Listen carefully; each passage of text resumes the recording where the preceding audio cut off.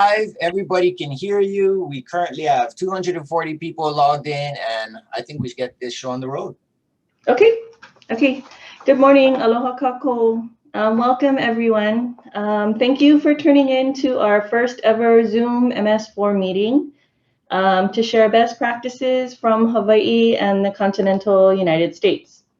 I'm Randee Tubal, and I will be the moderator for this shindig today.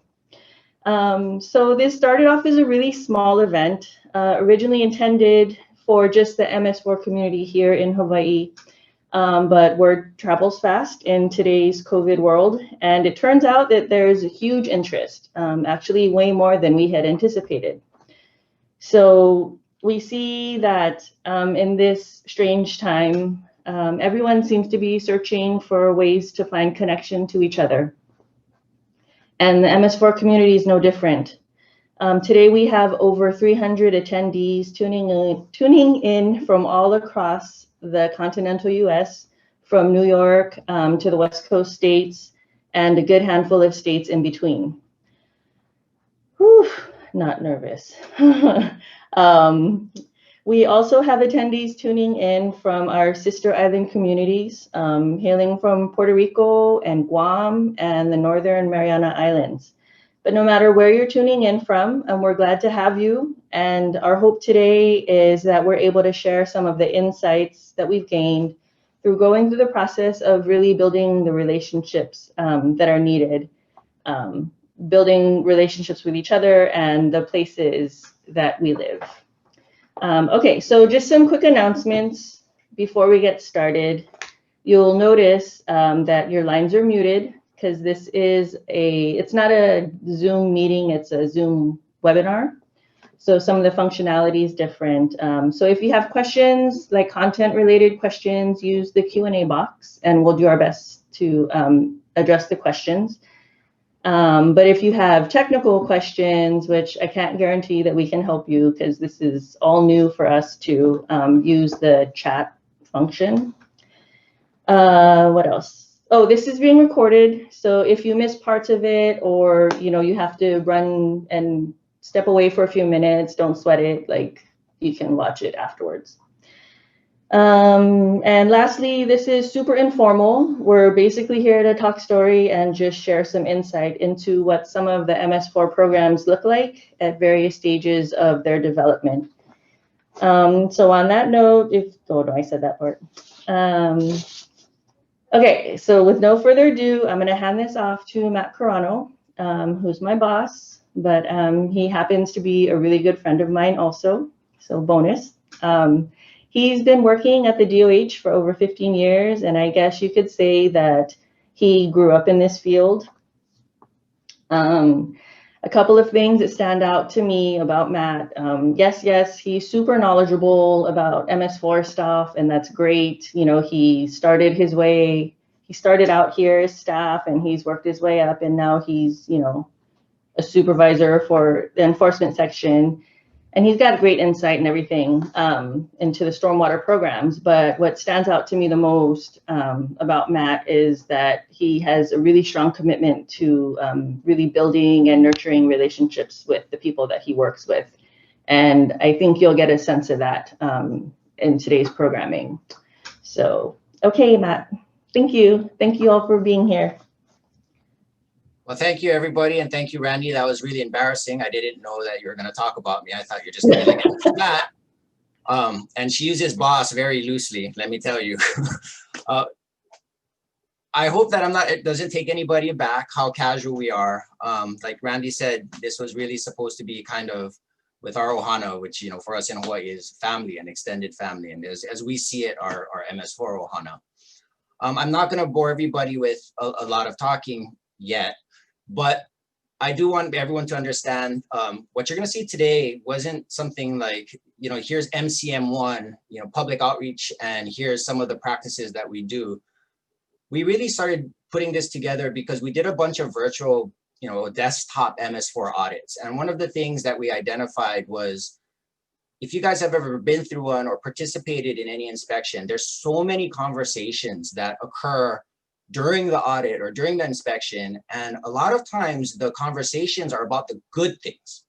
which don't make it into the report, because as regulators, we don't like to write about good things. We only like to write about bad things.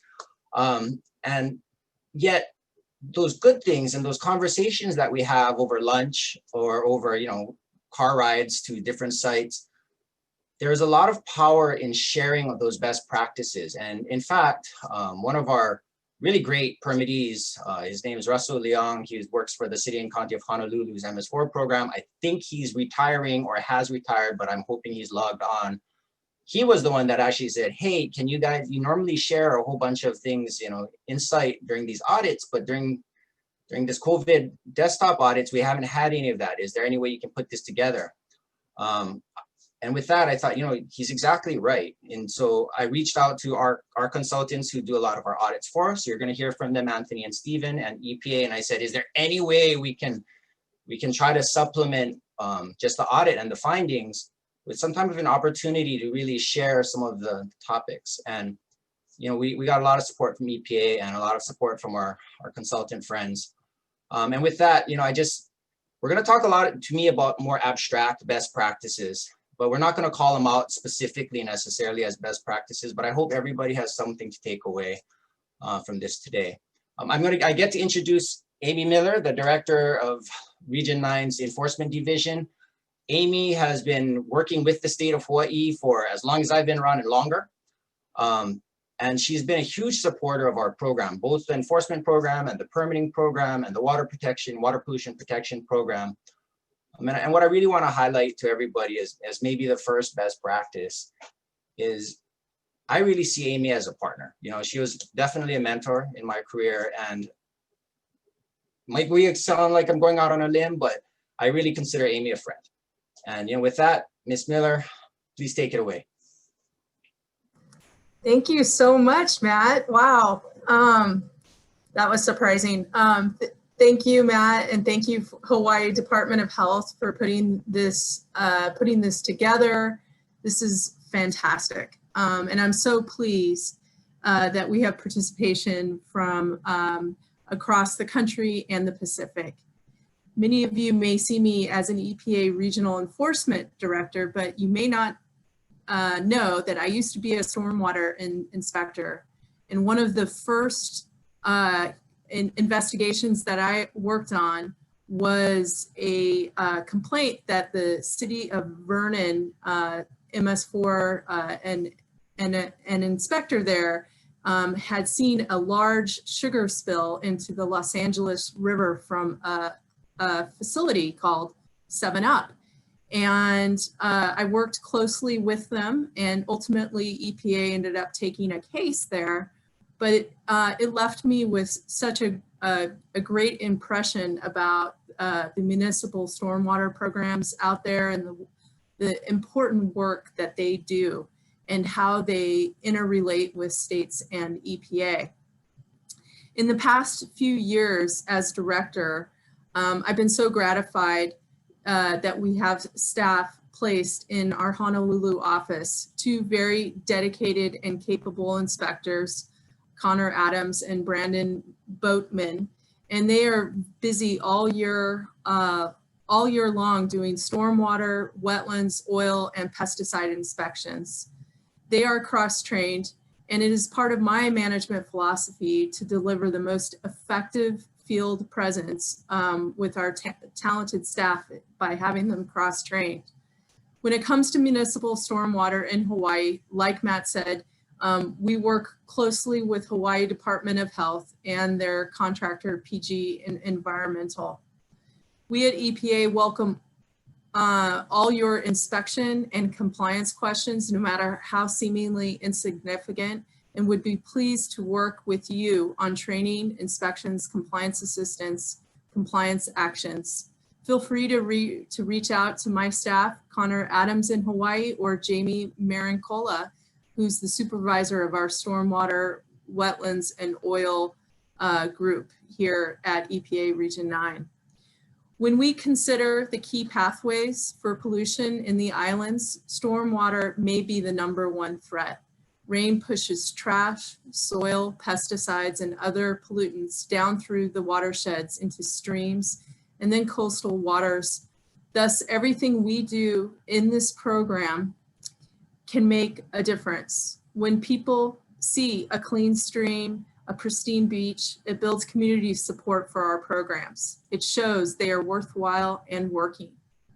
USEPA and our state partners count on MS4s to be the first line of defense against stormwater pollution. MS4s are in a unique position of being both implementers and regulators. They have an obligation to not only maintain their own systems, but oversee what enters drainages throughout the entire community. In that sense, we are all regulators here. Our stormwater requirements are described in MS4 permits and bring a variety of operating requirements to communities and affected businesses. Challenges arise in knowing what practices to adopt and what costs are incurred. So for each of us to be familiar with best practices, which is the goal of this workshop, allows us to help people come into compliance. As regulators, we have a shared responsibility for achieving water quality protection.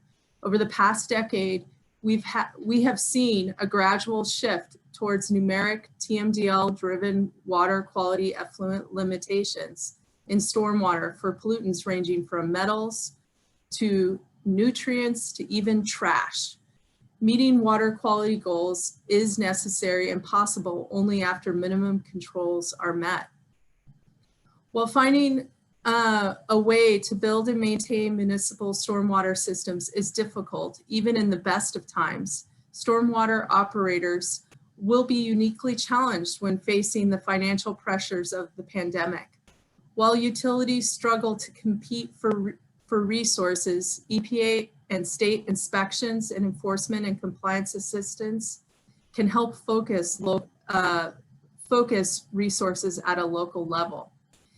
This workshop is such a great opportunity to hear firsthand experiences from both the City and County of Honolulu and the County of Maui on program challenges and successes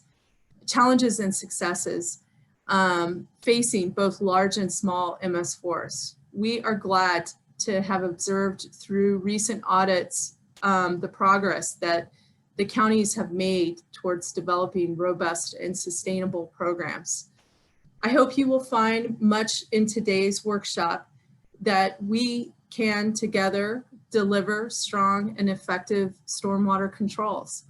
I'll be glad to respond to a few questions, but I'm sure you all want to get to the first presenter, John Smith. So with that, I'll hand it back to Randee.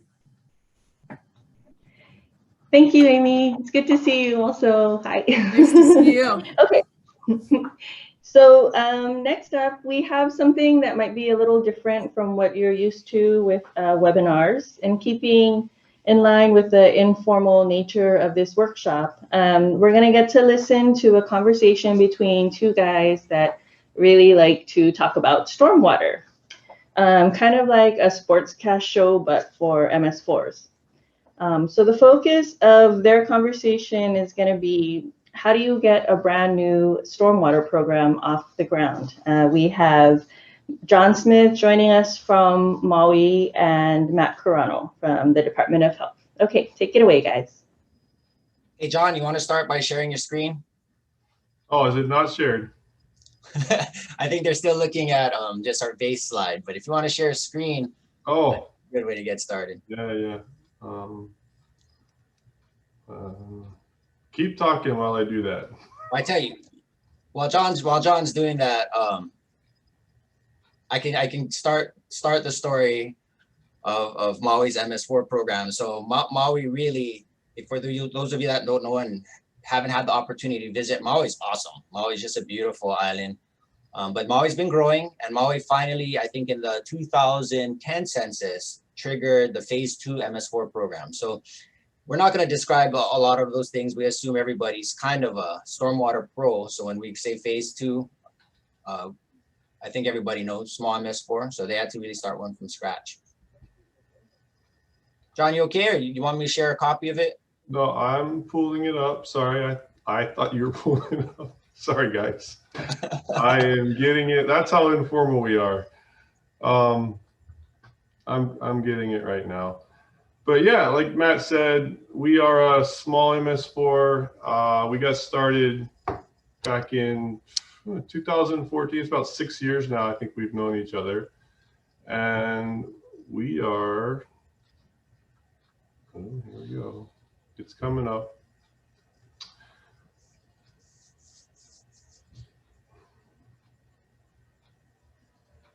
And I think when we start talking about the story with Maui, I think you guys will see a different approach. You know, even the DOH, the approach DOH took with trying to help Maui facilitate their program. What we're going to talk a little bit about, I think what educators call front loading. And then this theme of building relationships and making everybody know, what's great so far, definitely in Hawaii, and I imagine everywhere, gosh, in this environment, we've all been focusing so much on divisions. And I think everybody, without us talking about politics, understands that exists right now. But even in our relationships, it's like there's regulator and there's permittee, and in so many engagements, particularly coming from the enforcement side, it always feels like us and them. But one of the experiences that we've had is that we're past this time of where people think that it's their right to pollute. I think if anything, everybody understands that discharge or disposal is necessary, but we need to be doing it in a manner that the word always is sustainable, but minimized too. And, having that common ground and starting from a place of common ground that let's figure out the best way to do this. John, what do you think? I mean, I think that's probably going to be a lot about kind of what we talk about, huh? yeah, I think so too. And for some reason, I can't get my screen to share. So if you have it, that would be great. So I will. To the group. Yeah. John, why don't you just start then, and while I get it up on screen, kind of, who you are and where you came from. Sure. Thanks, Matt. So, about 6 years ago, I was a staff engineer at the county, and our director at the time approached me and was like, "Hey, do you know anything about MS4?" And I happened to have worked in some MS4 stuff in the Midwest back in Ohio. This is several years ago now, back when those programs were starting in the Midwest. And I said, yeah, I know some about it. So I went to a lunch and I basically volunteered myself to get involved with the county because I like stormwater. Long story short, the program came into being and they told me that you will be managing this program. And I said, okay, great, let's go. How are we going to do it? You don't have any money. You don't have any staff. What are we going to do? Then Matt shows up with his audit team, and we realized very quickly that we had a lot of work to do. But what was really awesome was Matt and his team took this approach of, we know they've got a lot of work to do. We know this is new to the County of Maui. Let's help them out. Let's do an initial audit and let's just see what they have. So what we did was we dug deep into all of our existing programs that dealt with stormwater. We have the County of Maui set up into the Department of Public Works, which has 3 divisions. We have a Development Services division, we have an Engineering division, and we have a Highways division, which I'm in now. And we decided that, hey, the DSA folks, they're doing a lot of really good stuff with stormwater, with your inspection program. And we came in, they said, look, you guys are doing great. And Matt and his team helped us with that. But they said, but you really need to do this. You really need to think about this. And we took that initial audit and used it as a tool to get this whole program jump started. And nobody likes to be audited, of course. When you hear that word, you're like, I don't want to be audited. But it actually turned out to be a great thing. But right off the bat, we jumped in and listened, and we formed this relationship. And it's just us talking, right? It's just this. But we kept going with it, and we kept talking, and we kept learning. Well, I tell you, John, I don't know if I ever told you the story, but one of the reasons we came out as compliance assistants was in 2000, between 2008 and 2010, there was this big national MS4 push, and we ended up issuing consent decrees to our sister agencies. And that was how we, at least at DOH, cut our teeth on the MS4 program, was actually through initiating enforcement actions. And, and they're contentious. I don't know, for everybody who's kind of listening in, I don't know how many consent decree processes you've gone through, but it's no fun. It's no fun for the discharger. It's no fun for the regulator. It seems like it's fun. We pretend, but it keeps us up nights, I tell you. And we had just gone through and issued 2 big ones, millions and millions of dollars. And at the end of those consent decree, not the process, but really it's the beginning of the injunctive relief. But at the end of the coming to terms on the consent decree, the attorneys told us, they're like, what would have been really helpful is if you had come 5 years ago and told us what we needed to do rather than issuing a 60-page permit and then 5 years later finding out that we didn't do very much of it. So that stuck with me. So when it came time for Maui to get one, I thought, oh my God, we're not going to repeat that mistake, right? Yeah, and I've been involved with some other consent decree stuff in years previous, and I realized, hey, you know what? We don't want to go there either. And so let's get off to the right foot. Let's listen, let's talk, and let's figure out how we can do this without going down the legal road. And the real driver too was we get a chance to shape how we want to do it. We've got a regulator who's sitting there saying, you know what, guys, you guys are doing some good things. This is what we think you need to do. How are you going to get there? And we said, you know what, I think we can get there if you just let us do it our way. Let us do it the way we do it in Maui. And to my surprise, they were like, yeah, go ahead. Well, hey, I tell you, that doesn't come just because, just some smart guys sitting in front of us. I think one of the things that you articulated, like just really early on, and you just did, is kind of, we already have these programs. So it's not like we're taking this permit and starting something in a vacuum. Right. What you told us was, I think we can take the requirements and I think we can enhance the programs we already have, and it's going to be a lift, but we think we can enhance the programs we already have to make this work and to make this work well. And, again, having just written a consent decree off of a sister agency in Hawaii who shall not be named because they've since become really good. But at the time, they were like, we can't do this. We're not set up to do this. This is crazy talk. And, to hear you come and say, no, we can do this. We're not sure how. We have existing program pieces. Let us figure it out. I mean, that was like, to me, it was like, hey, tell me how I can help. Put me in action play. The other thing that really helped us too along the lines was we knew where we had to go. I mean, it's a big undertaking, but we also knew that our regulator was going to give us the time that we needed to get there. You came in early and then you said, you know what, we're going to give you time. Tell us what you can do and we'll work with you. And we're not going to change the rules. The rules are the rules, right? But we will work with you on the timing part. And that really helped because, government moves slow. And I'm sure all of you out there that are in government, if you're starting a new program or if you have one just starting, you're thinking, how am I going to get the positions? How am I going to get the money? How am I going to all those things to make all these things happen? That just doesn't happen overnight. So what we found was jumping in with that initial audit was great. It gave us a platform to get all of the county agencies involved right up front. It helped everybody understand how important this is. And then it gave us a chance to really work on getting the money and the positions to get it done. So I don't know if you want to. No, so can you tell us about that? Like, the expression is, we don't care how the sausage is made, but I know that there's other municipalities kind of listening to this too. How was that done? Like you said, Maui is government, right? You had to go through council. How did you get past some of those barriers? Well, Matt, that was the biggest challenge up front. It was, at first we were like, oh man, we saw the City and County of Honolulu's program. They had been established for almost 20 years already. I know Randall's going to speak and you'll see how far they've come in the past 20 years. But we saw that program and to be honest, it was just like overwhelming, just totally overwhelming. But we got to start somewhere. and we got to start the top. So we went and met with the mayor's office. We went and met with the council members. We gave presentations every time we had a chance.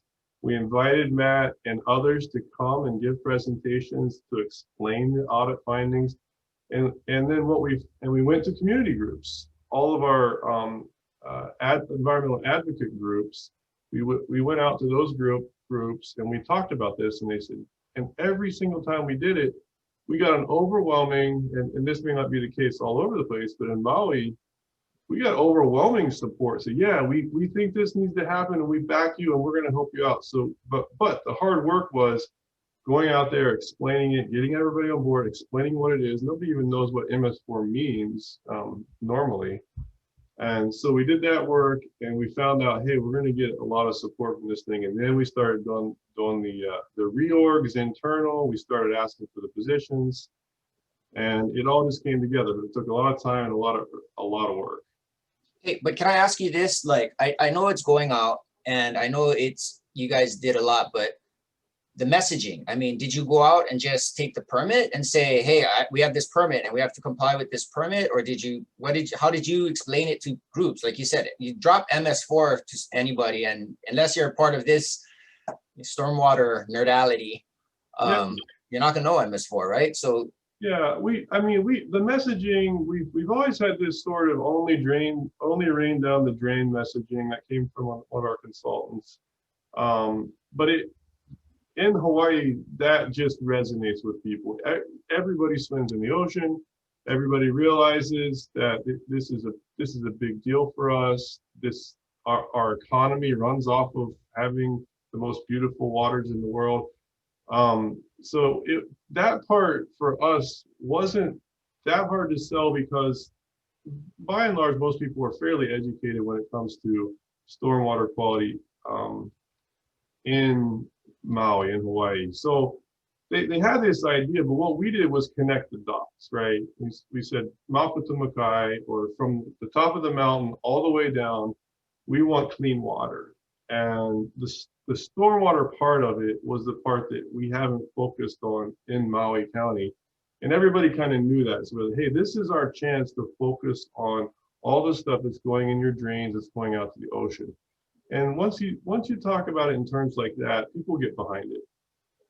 So what were your biggest barriers then on those early days? Definitely money, and we talked about kind of having to go to council, but what are the barriers that you got past, and how did you get past them? I'm sure some of the programs want to know that, and regulator side want to know too. Well, anything you do new in any agency is a barrier. It's just plain and simple. In order to get past just the idea of doing something new, we had to call a lot of meetings. We had to get the heads of the departments and the decision makers in the room and re-explain this thing. And once you get all of those folks in the room at the right time, more than just one meeting, multiple meetings, if you keep preaching that message and working with your mayor, working with your directors, eventually it gets through. Some people jump on right away, some people don't, but ultimately here's what we're doing. We have to do this, by the way. It's not a nice thing to do, but here's what we're doing. This is why it matters. This is how we're going to help stormwater. This is how you can use it to support, and then it all flows from there. The PR side is actually not as difficult of a sell as you'd think, because it's a tangible thing that you can see here in Hawaii anyway. You can see easily. Yeah, I think that's kind of what we were saying, right? Which is like it's not being an environmentalist. I drive a 4x4 in Hawaii. That's ridiculous, right? I mean, it's about being conscious and being protective of the resources that benefit all of us. I don't think that's that tough of a sell anymore anywhere. I can't imagine that's a tough sell anywhere. But you were voluntold, right, to do this because you're the silly guy who said, well, actually, I have some experience from my previous job. That was my mistake, yeah.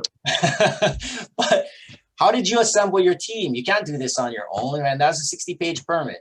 Yeah, that's hard. I mean, you have to have a little bit of money to start with to hire some consultants, and we did have that. So we tapped into some of our funding for actually for roadways, and moved it over to stormwater stuff very, very early. And then we said, hey, this isn't sustainable, and that was a help as far as actually getting a specific program for stormwater. But yeah, you need a little bit of money to start, but then you always need people and expertise to run things like this. And I had a full-time job doing roadway and other design work. And thankfully, they said, you know, this is so important, we're gonna let you spend 50% of your time just doing this. So we had that already, but that's not enough to run the program. So we're like, hey, we need a whole section, we need some people. And we started to look around the county itself. And then as I had conversations with people, I realized, hey, we have several good engineers or environmental scientists in the county that just, they want to be a part of this thing. And so we go from there, we get the positions approved, at least one position approved. And then we started bugging people. The guy who runs our program now, his name is Mike Kurano. He's on here now. I wish we could put his face on, that'd be funny, but Mike doesn't really know this, but he works for our Department of Environmental Management. And I knew he would be a good fit for this position. And not just him, we had a couple others too. But this is one of those things where it's like, hey, you just got to look around the room. He walks past my office daily because he walks from home to the office. And every once in a while, I jump outside and say, hey, Mike, we got a position coming up. You should apply for it. And he thought I was joking. But it's that kind of thing. And he wasn't the only one. There were a couple other engineers, too, I was bugging at the same time. But you have to have somebody who's looking for the right fit, the person who really gets excited about stormwater. And if you look around your organization, I bet you'll find people like that if you're doing stuff like this. You know, the funny story about Mike too, you know, and we're probably making this guy a little uncomfortable talking about him in front of a national audience. But, you know, my experience kind of from the regulator's seat is we can tell if the program's going to be successful or not, depending on the first guy we talk to.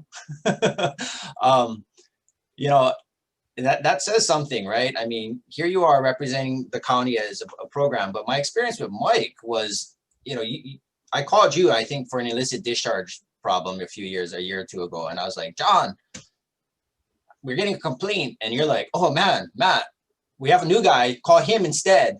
And I was like, uh-oh, you know, immediately, right? You get nervous. I'm like, oh no, John's like over it. He wanted to get out of there. It might be a mess. And then you're like, no, his name's Mike Kurano. And I was like, I know Mike, we're some 1.2 million people here, but it's still a small town. You know, Mike was in my early days, in the early 2000s, and we issued an enforcement action against Maui County for stormwater violations at landfills. Mike was the guy who met me there. And, you know, a couple of years later, those landfills looked great. It was our, you know, first successful, or at least one of my early on successful enforcement actions. So I gotta tell you, when I found out it was Mike, I was like, oh man, we're in good hands. Like, you know, it's about people, right? You need a champion to the program. And you know, congratulations, John. John got to get promoted out of the position, not because they needed him out, but because he actually took a higher level position and kept the program. You kept the program with you. That's really... Yeah, that's an interesting story. We had the program in our engineering division of public works. I mentioned we had 3 divisions, and when I moved over to highways division, it's more on the operations side. And what we did was we kind of looked across to Oahu again to see how they were doing things, and we found that they'd moved their program into their facilities maintenance program as well. So we said, you know, that we didn't think about that at first, but when you really get down to the nuts and bolts of MS4, it's cleaning the storm drains, it's responding to illicit discharge, it's all those things on the ground. And we realized, hey, we could run this thing from the operations side with its own little section. And that's what we did. And I said, you know what, guys, I'm willing to take this thing back from engineering and keep running it. I love the program. I like being involved with it. I actually think it'll be a pretty neat fit. It doesn't, what we found is it doesn't really matter where the person managing the program sits. What matters is all of the departments and all of the divisions and all of the sections that have a piece in stormwater are actually interactive and doing their part. You just need somebody to manage that. And that I think that's huge, right? That they know their part. I know you guys use MOAs between departments, like that's been a best practice for you.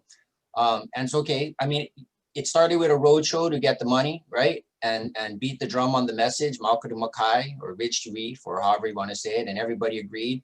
Yeah. You know, then you use consultants and you got a good team together with a little bit of seed money. And hey, there's a lot of charlatans out there, right? You guys got a couple good ones, and I think that's gone a long way. We don't always agree as much as we play nice. We don't always agree, but you do have some really good ones. You know, we don't have too much time left, but I'd be remiss if I didn't get a chance to ask you kind of like, okay, so you're an operations side and it used to be an engineering side. And, you know, after 20 years in this program or 15 years in this program, I really see MS4 programs as really only having two components. There's kind of the CIP side of the world, which is the engineering side. And then there's the maintaining that side of the world, which is actually doing the work.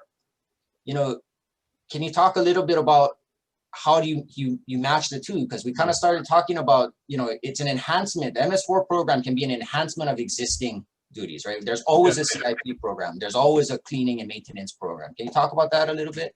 Yeah, sure. And I wish, you know, I know we got a slow start, but I wish we could really dig into this when maybe another time we could do that. But yeah, I agree. You got the CIP, you got the planning of a project, and then you have the operations side. So I'm in the operations side now, but what we do is to get past that is we have weekly and monthly meetings and check-ins with all of those other departments that are planning projects. But I find that like what the county decided to do was to integrate our asset management software and our work management software into one program.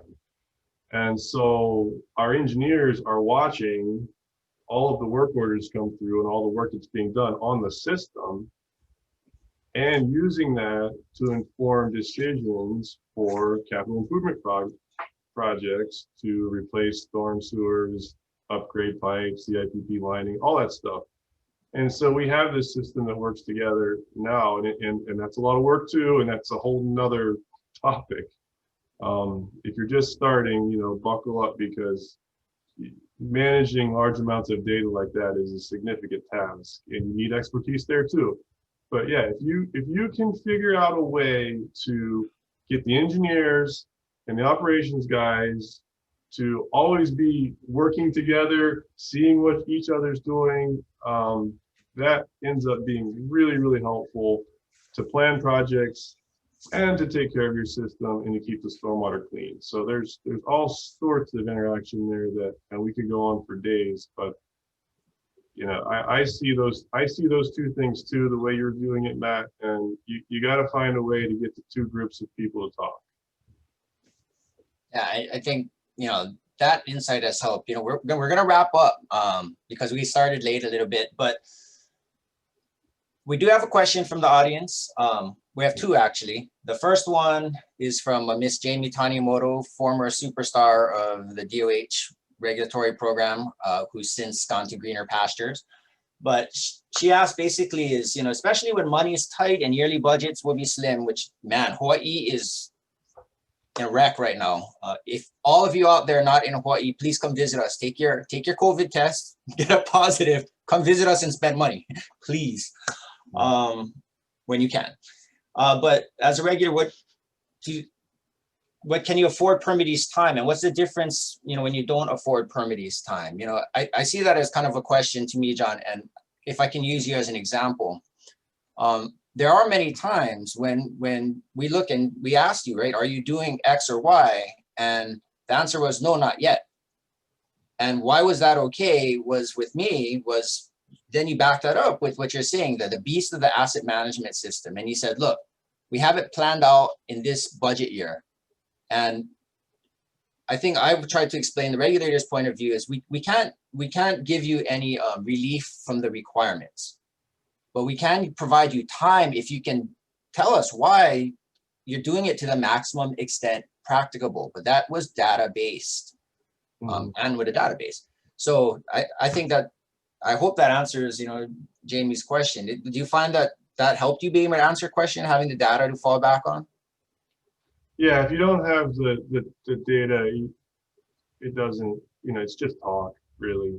So you got to have, and so you have to have a fairly robust system full of data, and then, you got to work with it. You got to understand it. We're constantly tweaking. How do we do it? How do we report this? How do we change this work order so that the trigger matches this particular action, so that we can see how many times we did that this past year? And it's not perfect, and it's a working system, but what's cool is we've explained that to the Department of Health, and they've been like, yeah, okay, we get it, keep going, And when we got our audit back, it was like, yeah, we see that your work, you've got this, and you're getting what your gold star system, Matt, I don't know if you want to talk about that. It was really cool. We get papers back with gold stars on them from the Department of Health. It's just like grade school. I have 2 kids in grade school right now. I love it. They love it. It's neat. But yeah, that giving us time to work out those details and realizing that the complications of technology today are real, and it does take agencies time to get these things just right. That's really helpful. All right, I'm going to wrap us up. I know that there was another question about the asset management system. I'm going to volunteer that you could probably answer that offline. Sometime there's so many available. I'm going to beat the drum of a GIS-based asset management system. Would we at least concur with that technology? Yeah, I think so. I would. Yeah, I don't want to. We don't need to name one system, but it needs to be GIS-based, and then you go from there. And there are so many, it's not even funny. But yep. And it's getting easier. You got to find the one who fits your size, I think, is really what it comes down to. If you're big, complicated like city and county, it's probably a different system than the County of Maui has. So, John, thank you. I hope people got a lot out of this. I'm going to yield the mic. I see Randee giving me the look, and that's why I said it's a very broad generalization, this title of boss. John, any last words before?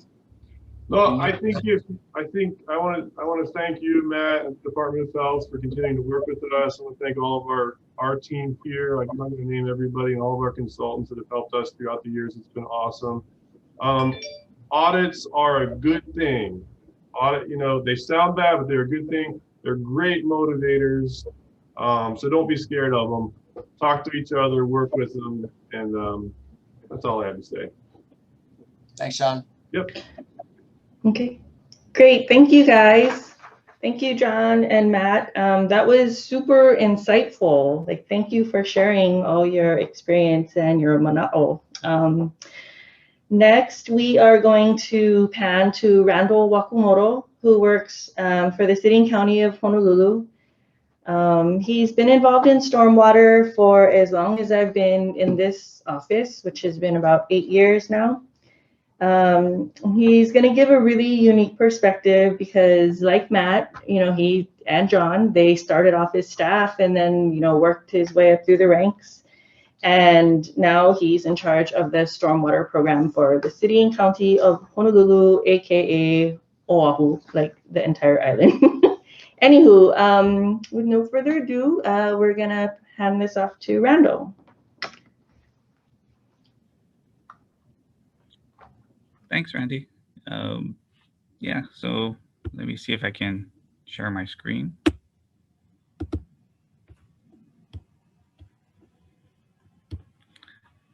Are you guys able to see what's on there now? Okay, yep. So Good. Yeah, go ahead. No, I just want to thank Matt and the Department of Health, Randee, and folks for giving us this opportunity to really share some of our experiences in the City and County of Honolulu here on the island of Oahu. And, I guess I think what Matt was referring to earlier is kind of using us as that sort of example because we were a program that has been in place for some time now. Like John mention that we're pretty much, we've been in existence, our MS4 program, since about 1994. So that makes it almost close to 30 years now. We're getting into that. And so I think in that sense, there were some expectations. And I think that's what Matt was kind of alluding to, was that, we were coming in with the standpoint that, some of this stuff is just, we kind of felt that it was just too difficult or too impossible to do. But in that case, we were kind of somewhat contentious, where it was actually getting into some litigation. We were appealing a lot of things. But at the same time, we realized that there was a lot of things that needed to change. As a program overall, since we've been in place since 1994, there was some expectations that we should have been further along in some of our key areas. And so I just kind of want to maybe go through some of this information, hoping that it's helpful for you folks to kind of sort of get that perspective of a more of a mature program, I guess you could call it, where, we've already had the permits, we've been able to establish some things. So we're not in that same boat of what John is talking about in Maui County, where they had that huge lift of being able to establish it in the beginning, but rather we've already been implementing programs over a period of time. So you can see here, our first permit for the city and county of Honolulu was issued in 1994. We've gone through 5 cycles basically. So this last one that we just got was put into effect on September 1st, 2020. And so that's going to take us out to the next 5 years, out into 2025. So we're really just starting with this new permit and starting to put all the plans together and getting prepared for when we're going to have to start implementing all the new programs. Here in this island of Oahu, we have basically a population of about close to 1 million, not quite. This is based on the US Census Bureau in 2019 that was updated. There's roughly about 350,000 housing units. And that number is projected to continue to increase. We see that in some parts of the island on the leeward side, as well as in the central parts of the island. There is new development being built, new subdivisions. So housing is still something that's in demand.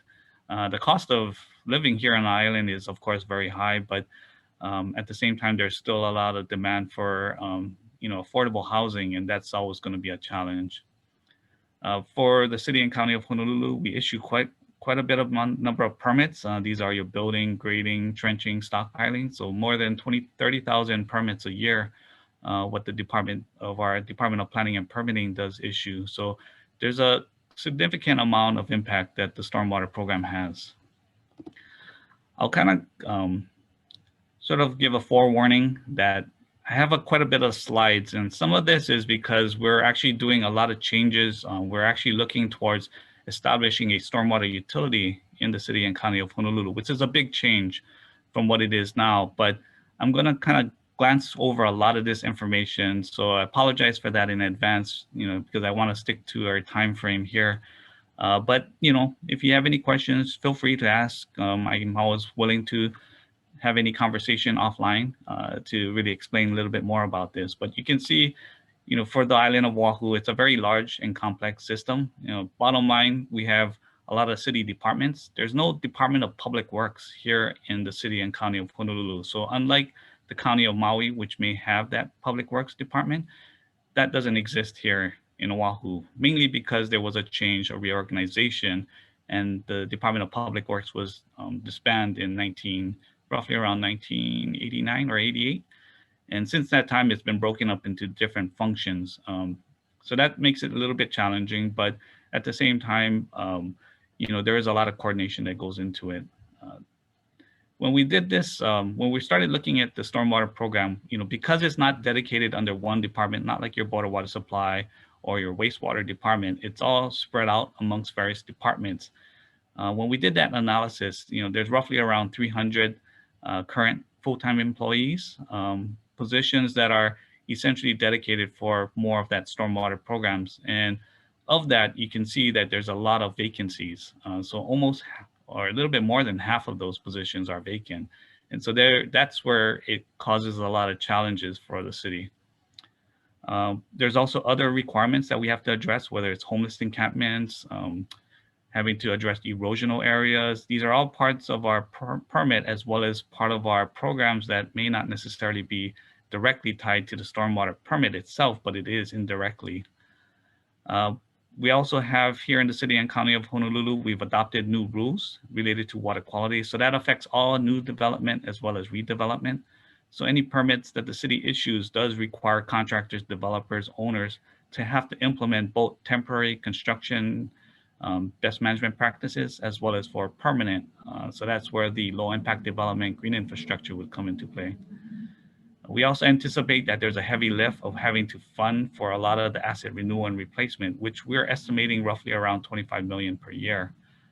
And then when we did that study, as we mentioned, roughly what the city is spending on an annual basis, on an average annual basis, is about 91.6 million for our stormwater program. About 70 million comes from property taxes, and the other portion, which is about 22 million, comes from the highway funds. So as you can see, we do have a lot of significant challenges. You can see just from these photos, some of the problems we encounter, of course, is homeless encampments with a lot of the trash that it generates for a lot of these homeless encampments, which tend to be nearby water bodies. And so that's why it does have an impact to water quality and the environment. We also having to deal with a lot of our aging infrastructure, where we're starting to see some of these sinkholes where pipes has collapsed and failed, and which ends up costing the city a lot of money just to repair and fix.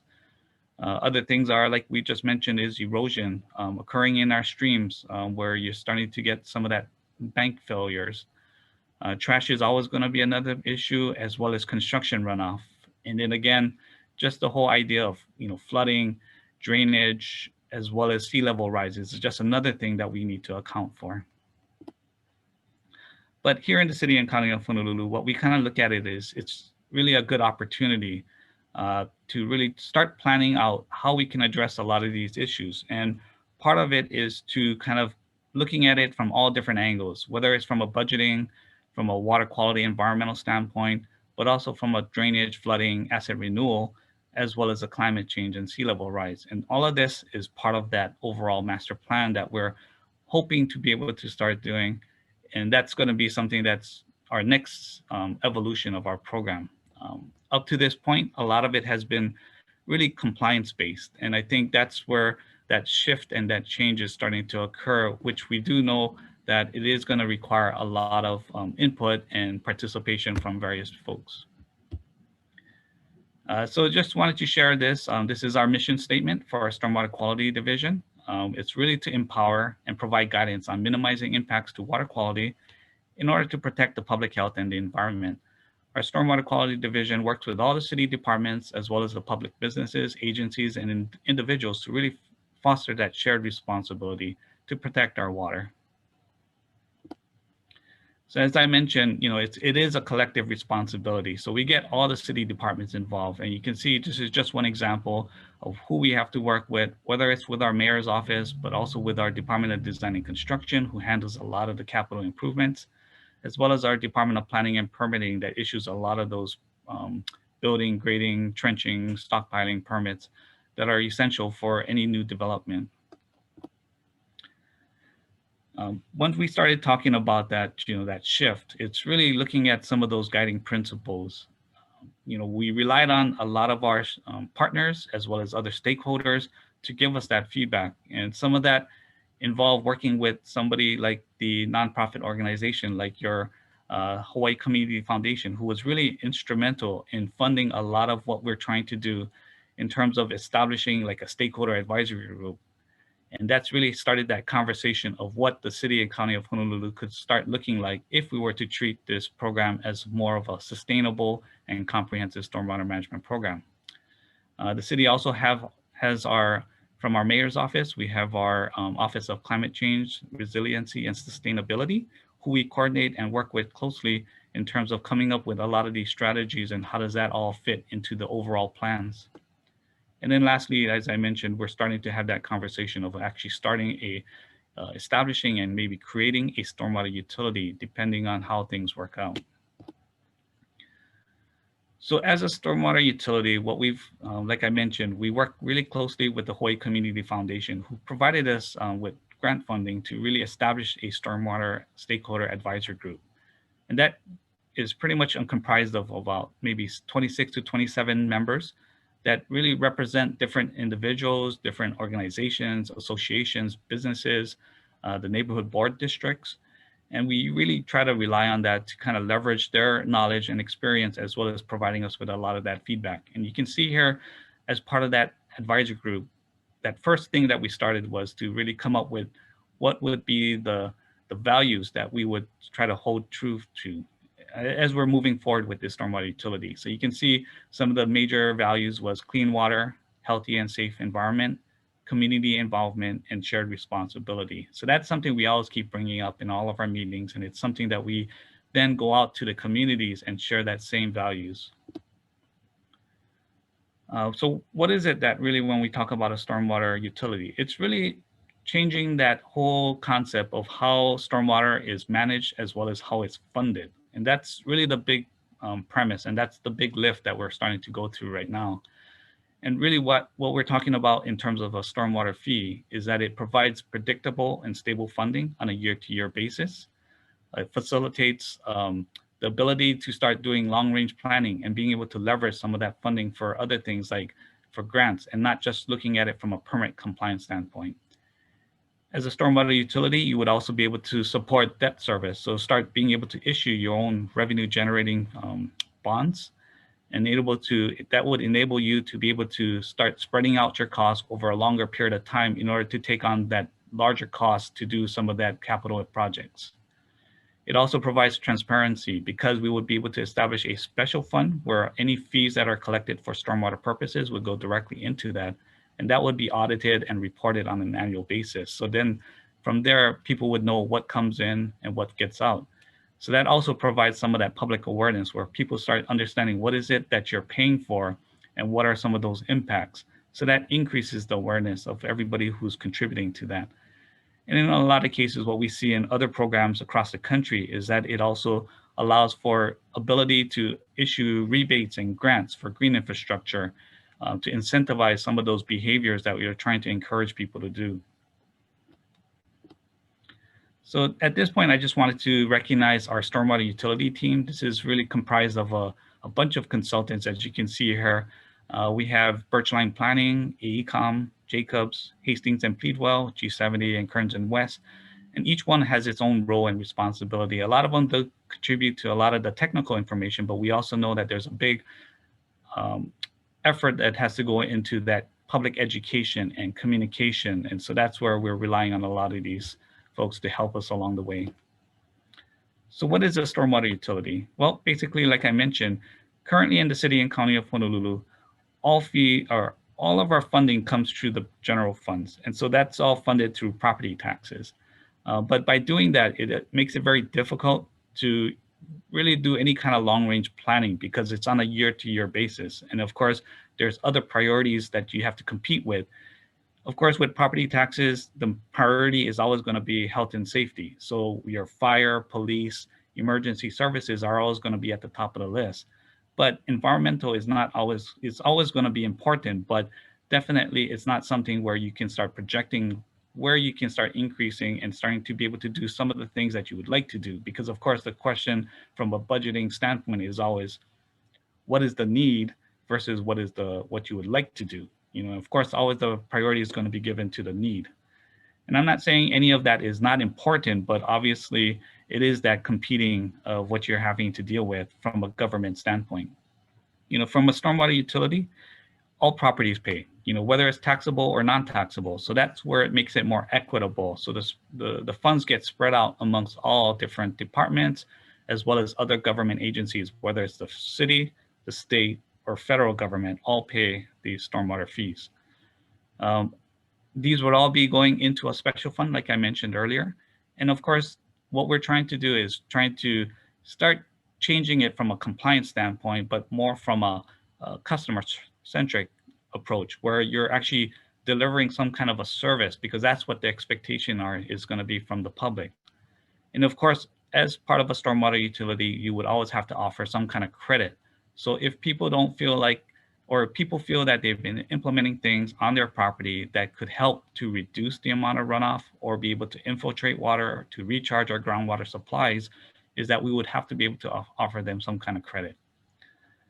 As part of the utility, though, it does not establish a new agency or department, not like your Board of Water Supply and Environmental Services, but rather it's just, again, a funding mechanism, and that gets distributed amongst all the various departments.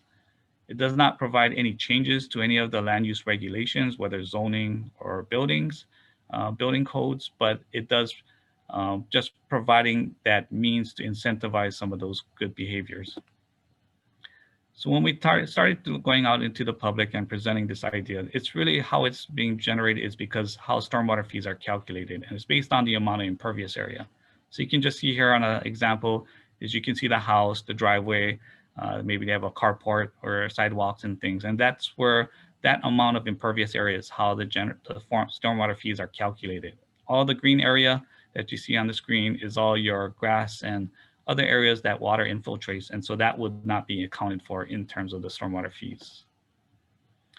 The fees also does not take into account the size of the property. It's really, again, just the amount of impervious area. It doesn't take into account the percentage of impervious area, as well as the type of land use. So whether it's commercial, industrial, residential, that doesn't really play into any kind of into any factor, but rather it's just the amount of impervious area.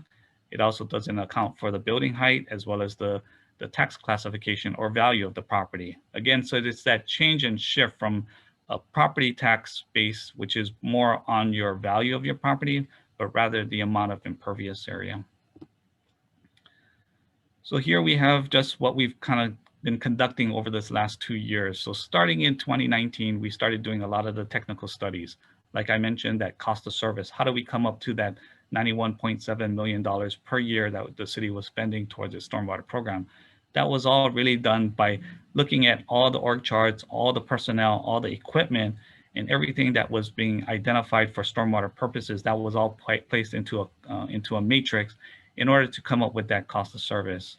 And so I want to recognize AECOM for doing a heavy lift on that by really putting all that information together. And that really helped the city to understand what it was that what we were actually spending toward the stormwater programs. From there, we had to start going out into the community and really presenting a lot of this information. So that's where going by forming that stakeholder advisory group, as well as having these community meetings, as well as focused outreach presentations to different organizations, agencies, and so forth. We were starting to get some of that feedback and really helped us to start tweaking some of the numbers, as well as coming up with some ideas of how we would be able to make any kind of recommendations towards any type of bill that would be introduced. I'm not going to really go through all these numbers here, but you can see it's kind of like the idea that we were proposing was starting with that 91.7 million. But then from there, we started looking at all the different programs that we would need to establish in order to be a comprehensive stormwater program. So that would include other things. We're starting to fill a lot of our vacancies, being able to establish new programs, being able to issue things like grants and other parts of our program that would allow for us to function as a comprehensive stormwater management program. So just based on that, you could see that there is a kind of like this lift. And in that year 4, where you can see in that yellow part of it, it's showing that that's where the city would anticipate starting to issue its own revenue bonds. So that way we could start leveraging some of that funding in order to start paying for that larger capital improvements. So some of the key study recommendations that came out of that that time frame from 2019 to 2020 is that really we needed to advance a proposal for a stormwater utility to the city council in order to establish that special fund, and then the second part would be to actually start charging a fee.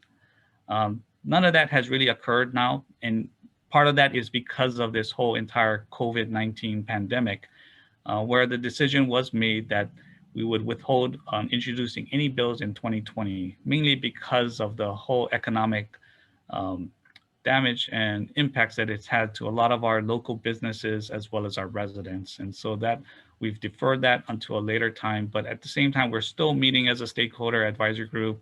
We're still going out into the community, and we're actually starting to put together our proposal for how we will start doing some of these engagements into the next year in 2021. We do know that the fixed fee is based on some of that analysis that we just discussed, and where we've estimated at roughly about $4.85 per 1,000 square feet of impervious area. So that's how we start calculating some of that.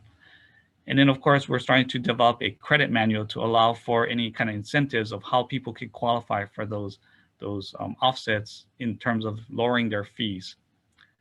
During that discussion with our stakeholders as well as with the public, we've recognized that we're going to have to start exempting some of the things. So some of the things we're talking about is exempting public and quasi-public roads. So these are areas where people have access to. It is mainly where all the drainage system is located at, but exempting that from the fees itself. And then looking at ways of how we can invest these fees into other things that could be more proactive. So this is what we're presenting to the communities, is that where we can see some of the heavy lift and where we can see increased services is really in that stream maintenance, in which we heard that in a lot of communities because of the flooding concerns. Other things is that additional customer facing staff and being able to provide more of that customer-centric services to the public, as well as being able to leverage to be able to create grants and partnerships with other programs as well. So this is really just something that we just wanted to show, in order for anybody to really qualify for some type of a credit, this is the idea that you would kind of be consistent with our water quality rules, is that anybody who wants to infiltrate any kind of water or capture to reuse it, they would be able to qualify for any type of credit, but it would be maxed out at what we're proposing up to about 60% of that total bill. And it would be calculated based on the volume of water that you're capturing. Okay, so here I just, I went through it really quickly. I apologize if I didn't go through all the details, but if anybody is interested in wanting to learn more about it, we do have a dedicated website here at stormwaterutilityoahu.org. It has all the information, has all our stakeholder advisory group meeting minutes, as well as all the presentations we've given. It also has a very a short video animated clip, about 4 minutes long, that really gives you that high level idea. And we presented that at each one of our community meetings that gives them an idea of what a stormwater utility is, how could it help you as a resident as well as your community. So I just wanted to spend a few minutes, the last few minutes of my presentation, just to kind of give you some of the ideas of what, I think what John shared is the same thing that we would also say as well on our end, is that, really look at the regulators as your ally. You can work with them. I don't think you always have to be that sort of on the opposite sides. As long as you're forthcoming and you're kind of sharing some of your challenges, I think they'll understand. But really meeting with them on a regular basis and bringing up those type of issues, I think that really goes a long way. Also, things that we see is that using the MS4 permit to your advantage. That's really from a budgeting standpoint when you're going to city council, to the budget hearings, where we can see that there is a need for that, they'll understand that, and if we can use that to bring to the public's as well as to the elected officials' attention, that is really what's important to understand why it's necessary and why we need to be able to fund a lot of what we're trying to do. It's also important to identify a champion early, as well as gaining the support of your management and administration. This is something that we were very fortunate, because when we were moved into our Department of Facility Maintenance, our director and chief engineer, Ross Sasamura, was a really strong proponent and supporter of this stormwater program. And he really saw where it could go. And so really a lot of it, he was that champion to kind of push things too, especially when we start running into problems, whether it's with the city council or with the mayor's office or any other departments. It's really him being that person to kind of help to move things forward, in order to get the necessary things done. We're kind of going through that same thing right now where, some of the things that we're trying to make changes to, it's going to require somebody like that to really get the message across and understanding why it's important. And that's really when that stormwater utility, he was that big champion for a lot of what we're trying to do now. Public outreach, I don't think I need to really elaborate on this, but it's very important. Timely communication is very key.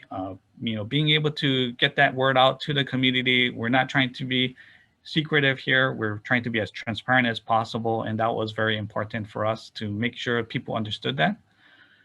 There's still some challenges that we're trying to work through, trying to find effective ways of reaching certain demographics, as well as your underrepresented communities, because it might be difficult for people to get to certain meetings. And then now that we're going to this virtual environment, it makes it even more difficult for people to be able to log in, because they may not either have a computer or they might not have internet access or whatever it might be. So again, that presents another challenge. And of course, we do need to do a better job of educating the media as well as elected officials. So that way we're not getting any kind of mixed messages. You know, one of the things that the challenge we're having to make sure that they understand is that what we're proposing is a fee. We're not proposing a tax, although everybody always wants to call it a rain tax. But again, it's really for a service that we're trying to provide and trying to get that message across to everybody. The stakeholder advisory groups, I can't really say that much more, but it's been very important for us. They're a good sounding board. They provide us with a direction of where we're heading, if we're heading in the right direction or we need to start pivoting. It's also very important of who we selected to represent us on that stakeholder advisory group, because we can see how we can leverage that, because they're also a voice in the communities as well as to their associations. So it helps us by putting the message to them. They can distribute it amongst all their other constituents as well.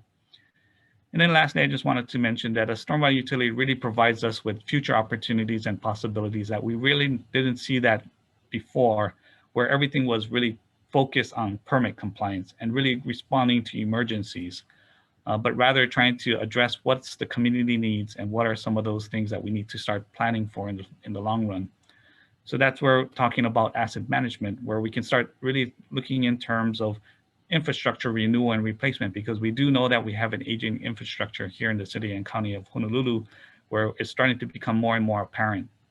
And then when we start looking at more of that long range planning to be able to develop a master plan, which we don't have in place right now, but we'd like to be able to start doing that. And that's what we're starting to intend to do over the next year or two, as well as a green infrastructure plan for the whole entire island. And then lastly, just looking at our workforce, because we know we have a lot of vacancies, as well as a lot of people that are starting to retire. We need to start focusing on building up that expertise and starting to get people more plugged in, and so that we can make it more sustainable. Okay, so that's pretty much what I had to share today. I really appreciate the time that you guys gave us. As you can see, we still have a lot of work to do, but if there's any questions, I'd be more than willing to start, taking a look at that. But I'm not sure if we have all the time to address all those questions. Randall, first of all, thank you. I mean, it's been huge. For a lot of the people watching, the people that are local understand that the push and pull between the city and county of Honolulu, which represents approximately, 1 million out of the 1.2 or so million people in the state, and the Department of Health, from a regulatory standpoint, hasn't always been smooth sailing, right, Randall? Right? Frenemies. but it's come a really long way, and I just, I personally, and I know I speak for our department when we say, your move from just basic compliance to kind of being a champion of what the intent is, that has shifted our role from, having to figure out all the things that you're doing poorly because there's, the bar was so low, to being able to focus on all the things and support where we can, all the things that you're exceeding. No one's perfect. You'll be the first person to acknowledge that, I think. But yep. The relationship has changed and it's evolved, and your program, I got to tell you, is really spectacular right now. I know that we do have a few questions. The first one, I'm going to try this. I know this technology exists. So Madeline Greenfield, I'm going to unmute you, and if you want to ask your question, go ahead. I think you're still mute there. There you go. I think I accidentally raised my hand. My apologies. Oh, no problem, no problem. Randee, there was a couple questions in the question and answer. Are you able to see them? Yeah. I think there's one question here. Is this the one that I'm looking at correctly? But is there any credit for homeowners that capture runoff and infiltrate? So yes, definitely, that is something that's going to be applied to everybody. So everybody would qualify for, if a stormwater utility and a fee were to be established here on the island, everybody would be able to qualify. You know, of course, you would have to go through some kind of an application. We want to try to make it as simple as possible, but as long as you're demonstrating you're able to capture, be able to infiltrate, or be able to reuse any of that stormwater, then that would qualify for some type of a credit. That, as far as how it would be structured, that's something that we're still developing as part of that credit manual, which is to be determined. We're actually developing it right now. Great. Jay asks, can the presentations be made available to all attendees? Randall, how do you feel about yours? I don't have any problems. Sure. Yep. Okay, we'll try to find a way to figure this out using technology. We'll ask our IT folks, which is us. So we'll try to make that happen, Jay. And the last question from Michael, how do you work with the military bases on Oahu? Do they operate separate MS4 systems?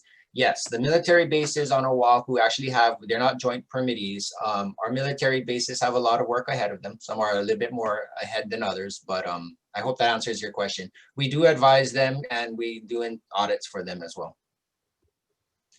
So kind of with that, Rand, I'm gonna let you take it away. Thanks, Randall. Okay, great. Thank you, Randall. That was awesome. There's a lot of information too. That's super cool. Okay, so next up, we're gonna hear from Anthony and Steven, who are two guys that travel all over the country doing MS4 audits. We're gonna broaden our view a little bit and just hear what they have to say. We've known Anthony since he was a newly minted inspector, and we have since been able to create a great working relationship with him and friendship too, with him and the rest of the crew at PG Environmental. And the relationship was so great, in fact, that when Steven, who a lot of you may know, he used to work with us here at Clean Water Branch. I actually sit at his vacated desk. Now, let's see, when he decided to leave us to go back to Colorado, PG agreed to adopt him or hanai him as one of their inspectors. So one of the things that we talk about just in the office is that we really miss the kind of personal interactions that we're able to share, not just with people in the office, but with the inspectors, with the people that come out and do inspections with us. So yeah, so they are going to share with us MS4 best practices and give us a national perspective based off of what they've seen by traipsing all over the United States. Okay. Okay, screen's yours, guys. Great. Can you see our PowerPoint? Yeah, I can see it, Yep. Anthony. All right. Steven, you can hear me all right? Yep. All right.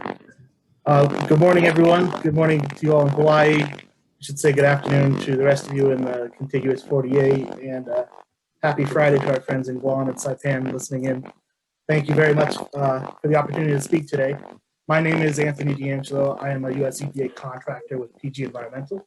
My primary role is serving as a Clean Water Act compliance inspector for both EPA and various state agencies. So I've been conducting NPDES inspections around the country for about 9 years now. I've personally done hundreds of NPDES stormwater and wastewater inspections, with many of those occurring in the state of Hawaii. So I'm really happy to speak with you all today. Yeah, and my name's Stephen Chase. As Randee so elegantly mentioned, I'm a former DOH inspector. And before that, I worked for the city of Boulders in Colorado's MS4 program, implementing the MS4 itself.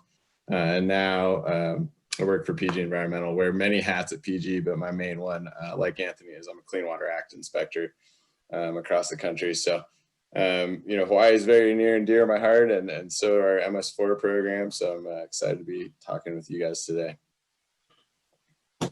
So collectively as a company, we've conducted thousands of NPDES inspections all over the United States, hundreds of those being MS4 inspections and audits. So here's just a slide to kind of show you in the last couple of years where we've been around the country. We've been doing a lot of MS4s geographically spaced out in many different parts of many different states and US territories. but I would say we've probably done hundreds of MS4 inspections as a company throughout our inception in 2005. We've inspected everything from very small non-traditional phase 2 programs to some of the largest phase 1 programs in the country, such as City of Phoenix, Los Angeles County, San Diego County, Seattle, King County. So we've really seen it all collectively as a team. Stephen and I have done a fair share of MS4 inspections together, and when DOH reached out to us to really provide our national perspective here, we were flattered because as inspectors we really travel around doing inspections and delivering bad news to permittees about their programs.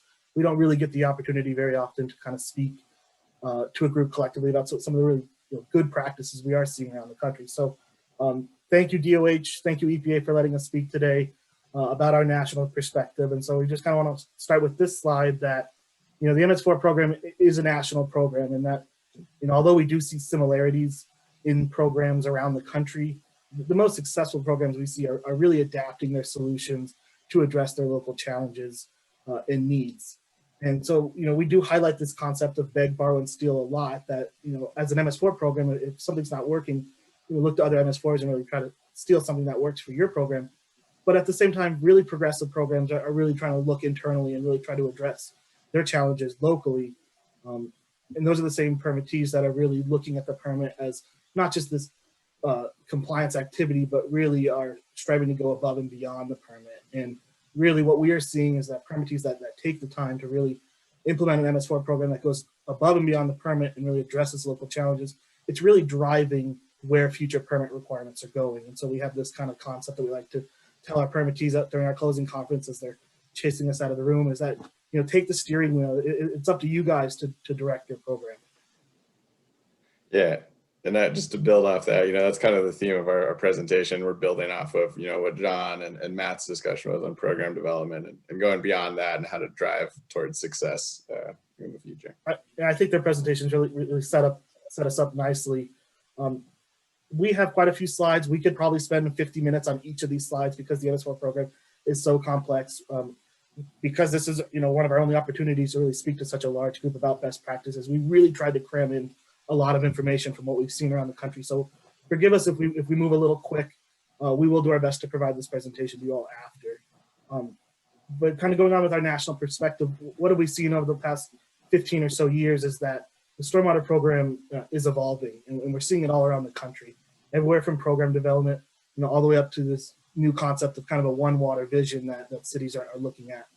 And we include the unicorn as kind of a reminder that the MS4 program, water quality programs are never really done. It's kind of an iterative process that lives on. And so while we're seeing a lot of great evolutionary steps in the MS4 program around the country, we recognize that we really don't know what the future brings in the next 20, 30 years in the stormwater program. So just some kind of perspective of these evolutionary steps we're seeing and where we're seeing around the country. So, we are still working with a lot of new permittees or very young permittees that are really trying to do program development. We heard from Maui, that's a program that's really off and running, and they're really focusing on trying to utilize asset management to really kind of quantify what their costs are going to be moving into the future. We heard from Randall just now about their pursuit of a stormwater utility and being able to use that stormwater utility to really facilitate future long-term stormwater planning. That's something we're seeing in Minneapolis, in One Water Vision right here in our local hometown of Denver, Colorado. They are just now off and running on kind of a new One Water Vision. So our presentation is going to kind of work back down these evolutionary steps. I'm going to move through the next slides fairly quickly just because we have a lot to get through. But, just some examples of, Denver does have a One Water plan where their goal is to really establish partnerships between their local drinking water, wastewater, and stormwater players to properly manage their entire water cycle. That's something that they're kind of in the same phase that CCH is with the utility, where they're really developing a framework and really doing public campaigns to really get the message out there. We're seeing long-term planning in Minneapolis, Minnesota. They're implementing a water resource management plan as part of their 2040 comprehensive management plan. And their goal really is to kind of create that holistic approach to managing both their stormwater and wastewater system. So here's a link if you're interested in that. And then we just heard from Randall, Oahu is off and running in their stormwater utility, and they're really looking at that to provide them the funding they need to do long-term island-wide stormwater master plan. Stephen, I'll let you take it. Yeah, and so, you know, as John talked about and Randall touched on as well, asset management is a crucial piece of any successful MS4 program that we see, and it can be particularly difficult for younger programs, especially in that early phase of quantifying costs and trying to decide where to spend the limited resources that you do have at the very beginning. And so, you know, something we see in really successful programs is having some sort of asset management system set up. And you know, we're going to say it all day, but you need a local solution to the local problem. So there's no one right or wrong way to do it. But a lot of the good ones are GIS based, as John mentioned. And it really has become a common expectation in today's MS4 world, because it really provides a modern kind of 21st century kind of decision tree. And you can kind of harness some of the power of this Google Analytics and other great resources that are out there to kind of crunch all that data that's now available to a lot of MS4s. And we'll talk a little bit more about data explosion later in the presentation, but asset management is really crucial, and it's something we expect to see to continue to grow in the MS4 world, and wouldn't be surprised if 10 years from now it gets wrapped into a permit requirement. And we are seeing it all around Hawaii, Department of Transportation, CCH. Yeah. We heard from the County of Maui, even the County of Hawaii on the kind of the wastewater side, they're really getting into the use of asset management, and it really is becoming critical. And so, you know, our message is that, you know, we could probably talk asset management all day until we're blue in the face, but, you know, ask around, because it's really happening in Hawaii, and we're seeing really progressive, innovative things happening in the state.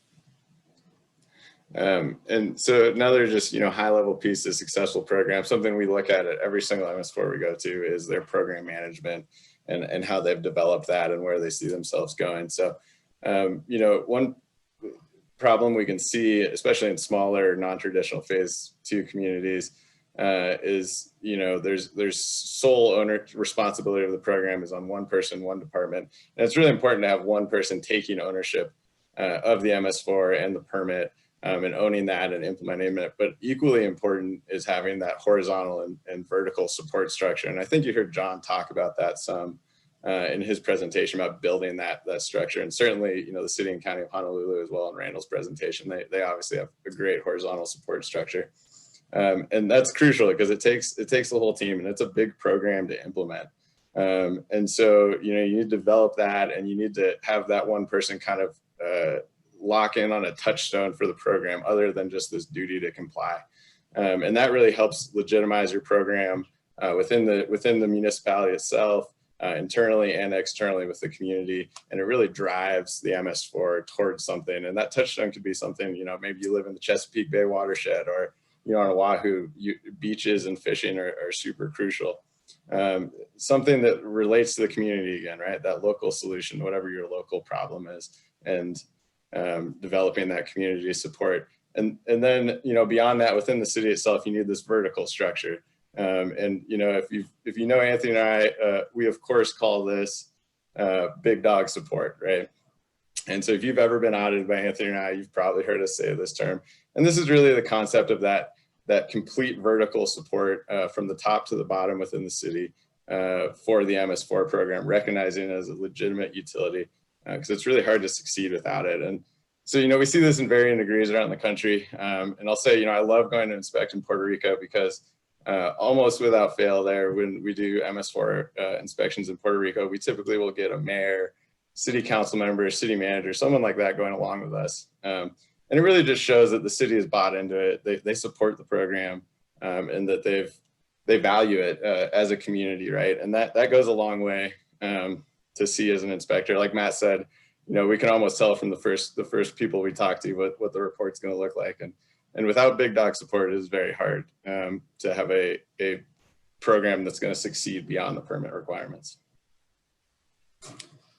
But kind of jumping into, you know, the horizontal support that Stephen was just talking about, you know, really having that interdepartmental cooperation and investment is critical. We heard that from John at Maui, and Maui was very successful. They got ahead of this, you know, kind of at the onset of their first permit cycle, was that they understood that they needed different departments to be involved, and they successfully executed a memorandum of agreement between 12 different departments, and to get 12 departments on board is no easy feat. So congratulations to you all for doing that. Here's just kind of the flow chart we see to really see successful cross-department horizontal support. And that really kind of starts with the concept of an MOA or some sort of level of agreement between all partners involved.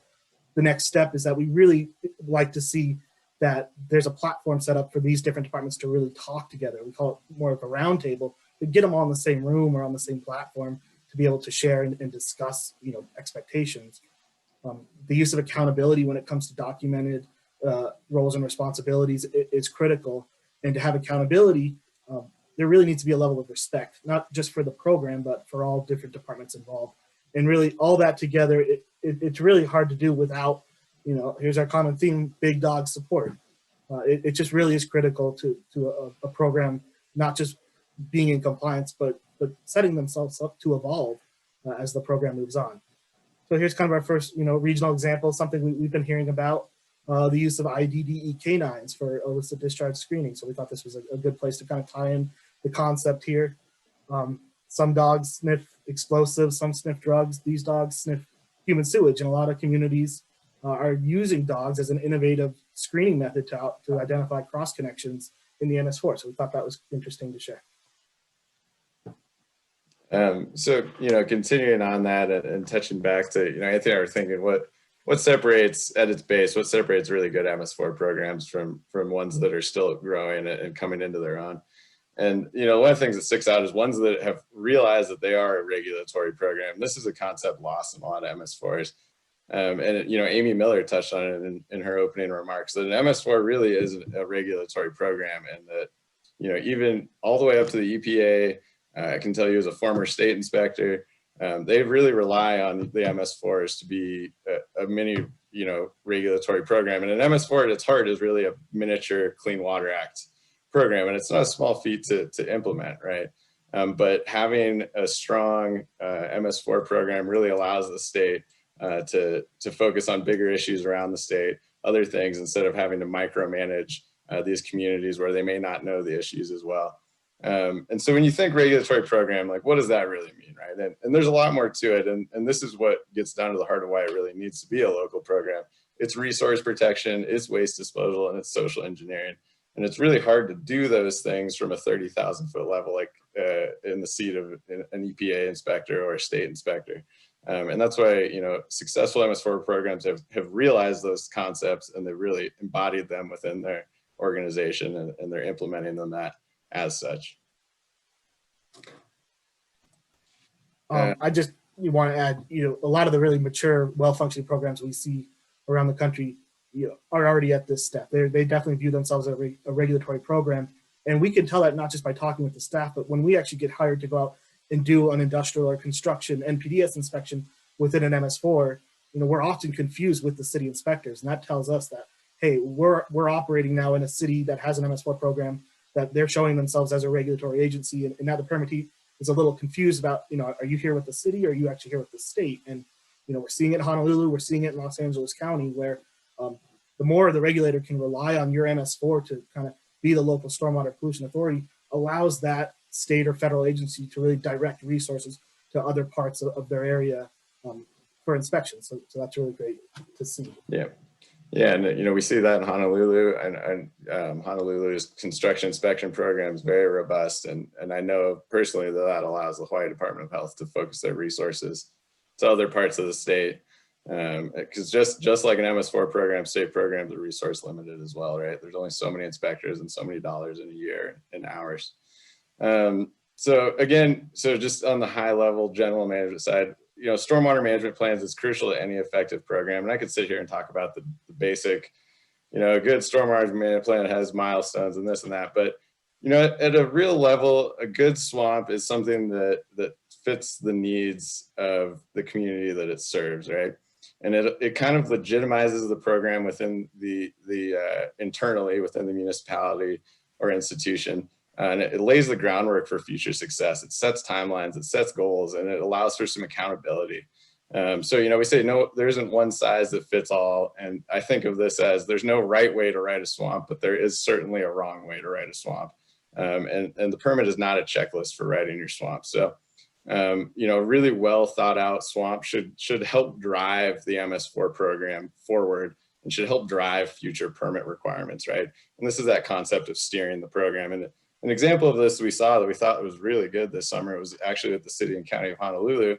They had a permit requirement to inspect an aggregate of 400 industrial and commercial facilities within their MS4 every year, but with the majority of those being industrial facilities. And the city and county was able to do an assessment based on risk and environmental impact and say, hey, that doesn't make a lot of sense. Our dollar is going to be better spent looking at commercial facilities. And they made that argument to the Department of Health. And again, the Department of Health, was acknowledged it, agreed with them, and made a permit modification. I think it's a really good example of the MS4 permit program steering the permit. And we expect that to, continue into future permit iterations. And also really highlights the importance of that relationship between the MS4 program and the state regulators. And that, a good MS4 program has that relationship, has the knowledge of their local area, and a state, a regulatory authority will acknowledge that and give them the time and space, like Matt talked about, to implement a successful program. And that kind of gets back to this graphic at the bottom of the plan, do, check. Anthony said it at the start, and I'll say it again, the process is never over. It's kind of a repeating process, and you'll never get to a point where you can just say, all right, we're done as an MS4 here. We've done our work. Let's pack our bags. This just continues forever, and it's always evolving. But here's an example of a great organizational chart we saw as part of a stormwater management plan. This summer here in Hawaii, the Hawaii Department of Transportation, Oahu's district, presented us with this organizational chart. And we've already shared this with a couple different permittees because we were that impressed. And I know we're just talking an organizational chart. It's just a piece of paper, but it really is so much more than that when you're communicating roles and responsibilities, not only internally to your partner departments, but also to your regulator when we do inspections. And so to really clearly articulate very quickly how your program is structured helps us to absorb that more easily and be able to kind of direct our questions to the appropriate personnel. So here's the Oahu district broken out into color-coded sections under the district engineer. And then at the bottom below that, those bottom cells are really the stormwater management program laid out by program element of the permit. And it really kind of color codes different areas, illicit discharge, construction. So you can quickly see which sections in that district are responsible for implementing that program element. And it goes even beyond that. It actually lists the individuals, both DOT employees and consultants that actually work under those program elements. And we just thought this was fantastic. So we had to share it. Another one we also saw that we really liked was Culver City, California. They had quite a few years ago now, but they had a really great organizational chart that also kind of tied to a flow chart where you could really follow the org chart through the flow chart to really see who was responsible for the different steps of the program elements. And we thought that was very progressive. Documentation. As inspectors, we travel around, we harp on this a lot because, if you can't present us the documentation for something that you did to comply with the permit, we can't accept that it happened. So really enabling staff with the correct tools for documentation, really having clear procedures and repercussions for failing to document is crucial. And I just wanted to share kind of a silly story of something I saw that was very effective. This was quite a few years back, somewhere on the East Coast. I'm sorry, I don't remember the state, but we had saw that the MS4 had decided to make these very specific facility-specific checklists for the staff at the facility to use when they do their municipal inspections. And instead of it just kind of being a blanket checklist that you could use anywhere, they really took the time to make a map and really give instructions of, did you physically walk to the 350-gallon diesel tank in the northeast corner? Did you physically look inside the spill container? And it really, with the map, allowed any staff member really to follow this flow and really document a really comprehensive inspection that made sense. And so I know it's kind of simple. It is just a paper, report, but something like that really enables your staff to really document what needs to be documented in the field. We thought that was a really great practice. Both MS4s and regulators are seeing this data explosion. I mean, there's many different technology applications out there that are being used, and it's been overwhelming, both for MS4s and for the regulators.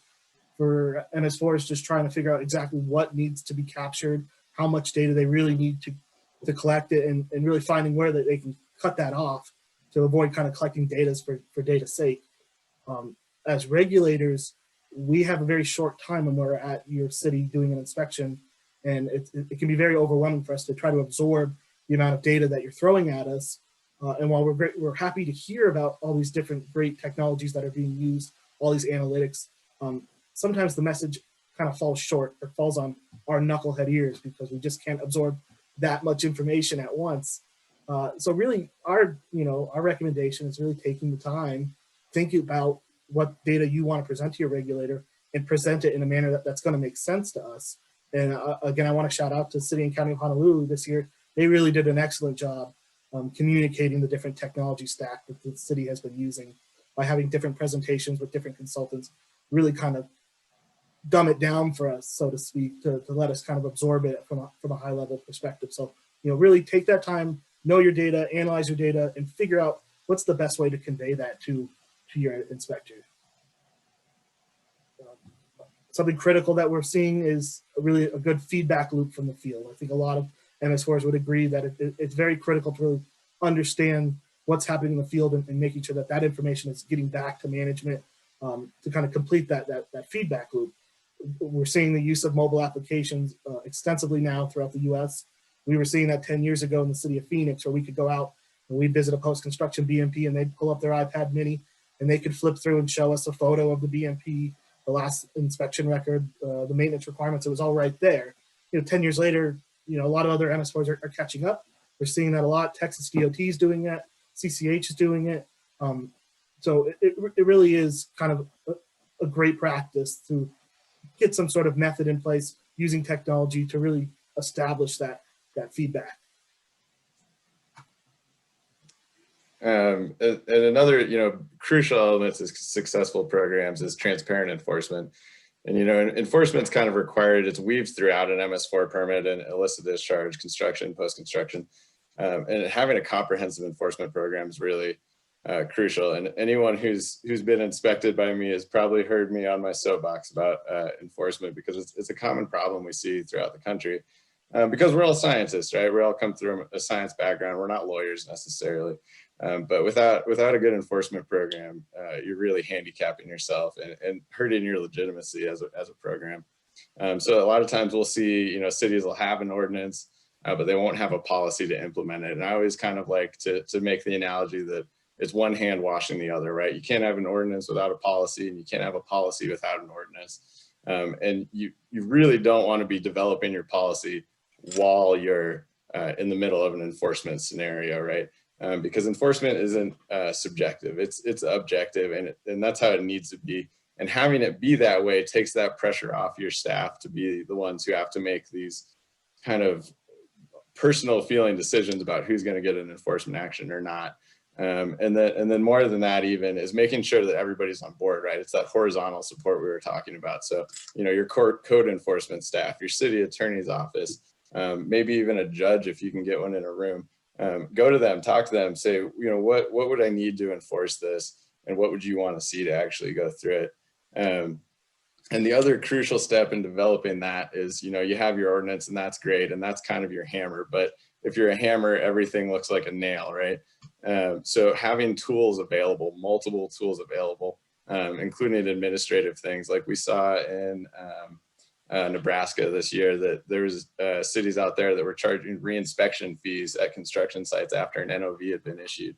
That's a really great administrative tool, and that's something you should make available to your field staff, right? Another common problem is, management wants to have a grip on all the enforcement that happens, and it's good for enforcement to be funneled through management, but you need to enable your field staff to have that discretion to use the tools that are available to them.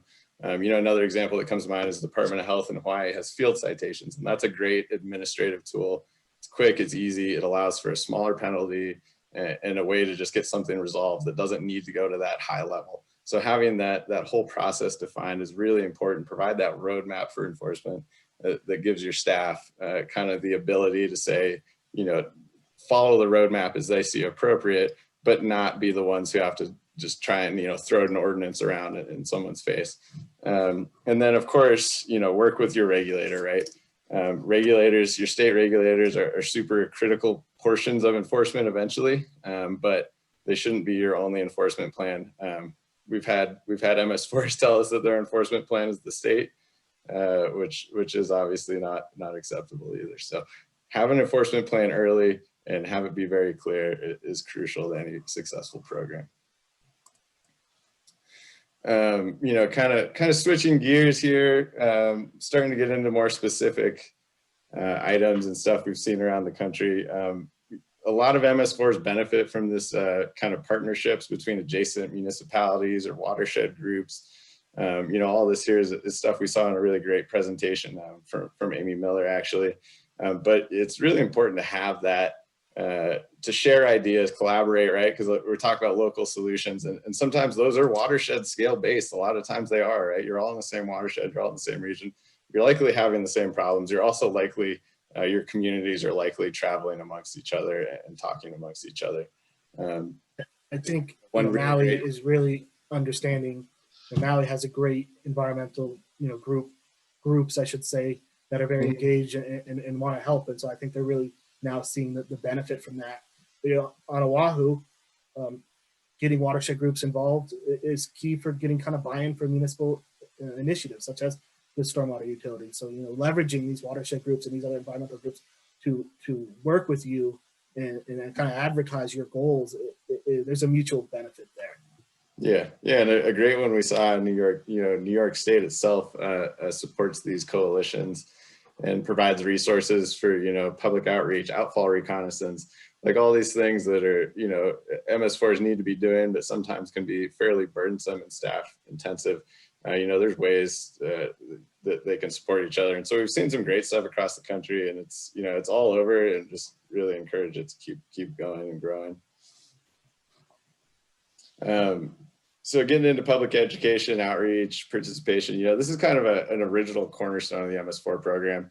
And a lot of permits these days have softened some of that language, and that's due to a lot of success we've had around the country in the early years of the MS4 program. But it's no less important to do now because it builds community support.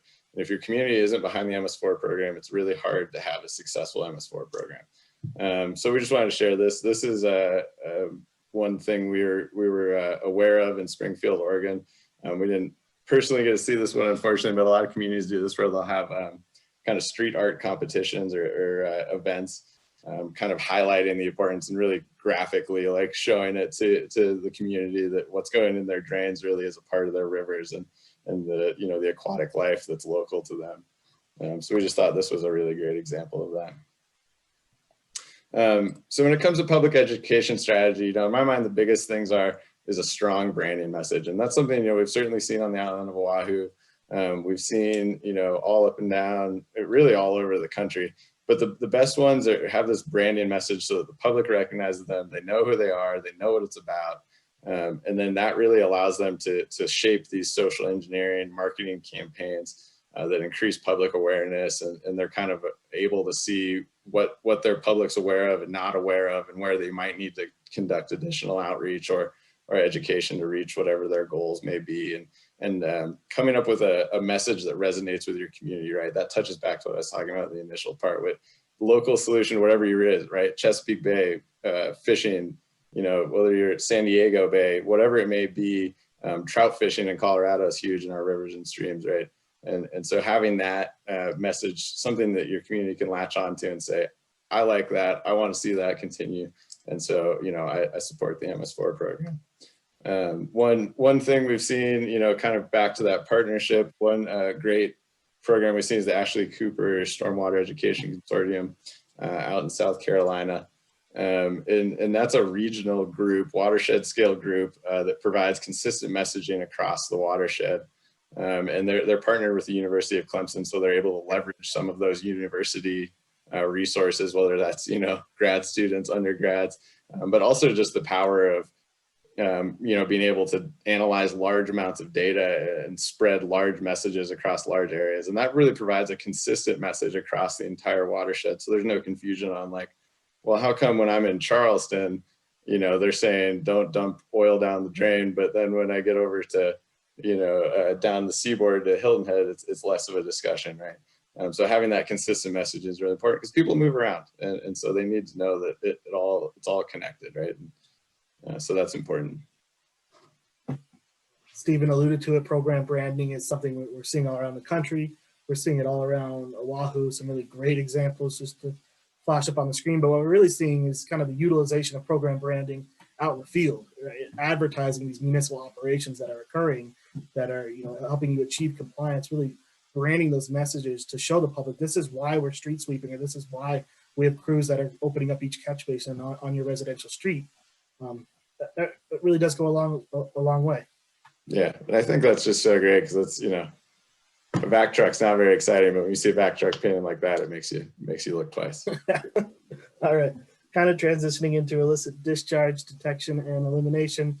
You know, the key to a good IDD program is having a plan and having the authority to implement that plan. And Stephen already alluded to this, is that you don't want to be dealing with putting together an enforcement plan while you're in the middle of trying to eliminate illicit discharge. It's something you want to get done ahead of time in anticipation that these things are going to happen, and they're going to happen quite frequently. And you know, really key important component of that is having strong legal authority. And then again, something we see communities all around the country struggle with is that if you didn't have an IDD related ordinance before you got an MS4 permit, it's taking time to really get something like that pushed through and adopted. And so I do, you know, I'll shout out to Washington County, Maryland. They've had an MS4 permit since 2003 that's had the requirement for an IDD ordinance. And, you know, it took them up until last year to really get that pushed through. So, you know, Maui, you know, anyone else who's listening that's really kind of working on getting together a real IDD ordinance, just know that you're not alone, and this does take time, but it really is critical. The other thing I really want to talk about with illicit discharge in the limited time we have is just some of the really cool, innovative screening methods we're seeing around the country. We showed you the IDD canines above. The next slide, we'll talk about more of the kind of sampling and tracing that way. But really, I wanted to kind of share a story of a really innovative screening method I saw with my coworker, Jared Richardson, who I believe is on the call, back quite a few years ago at Pennsylvania State University.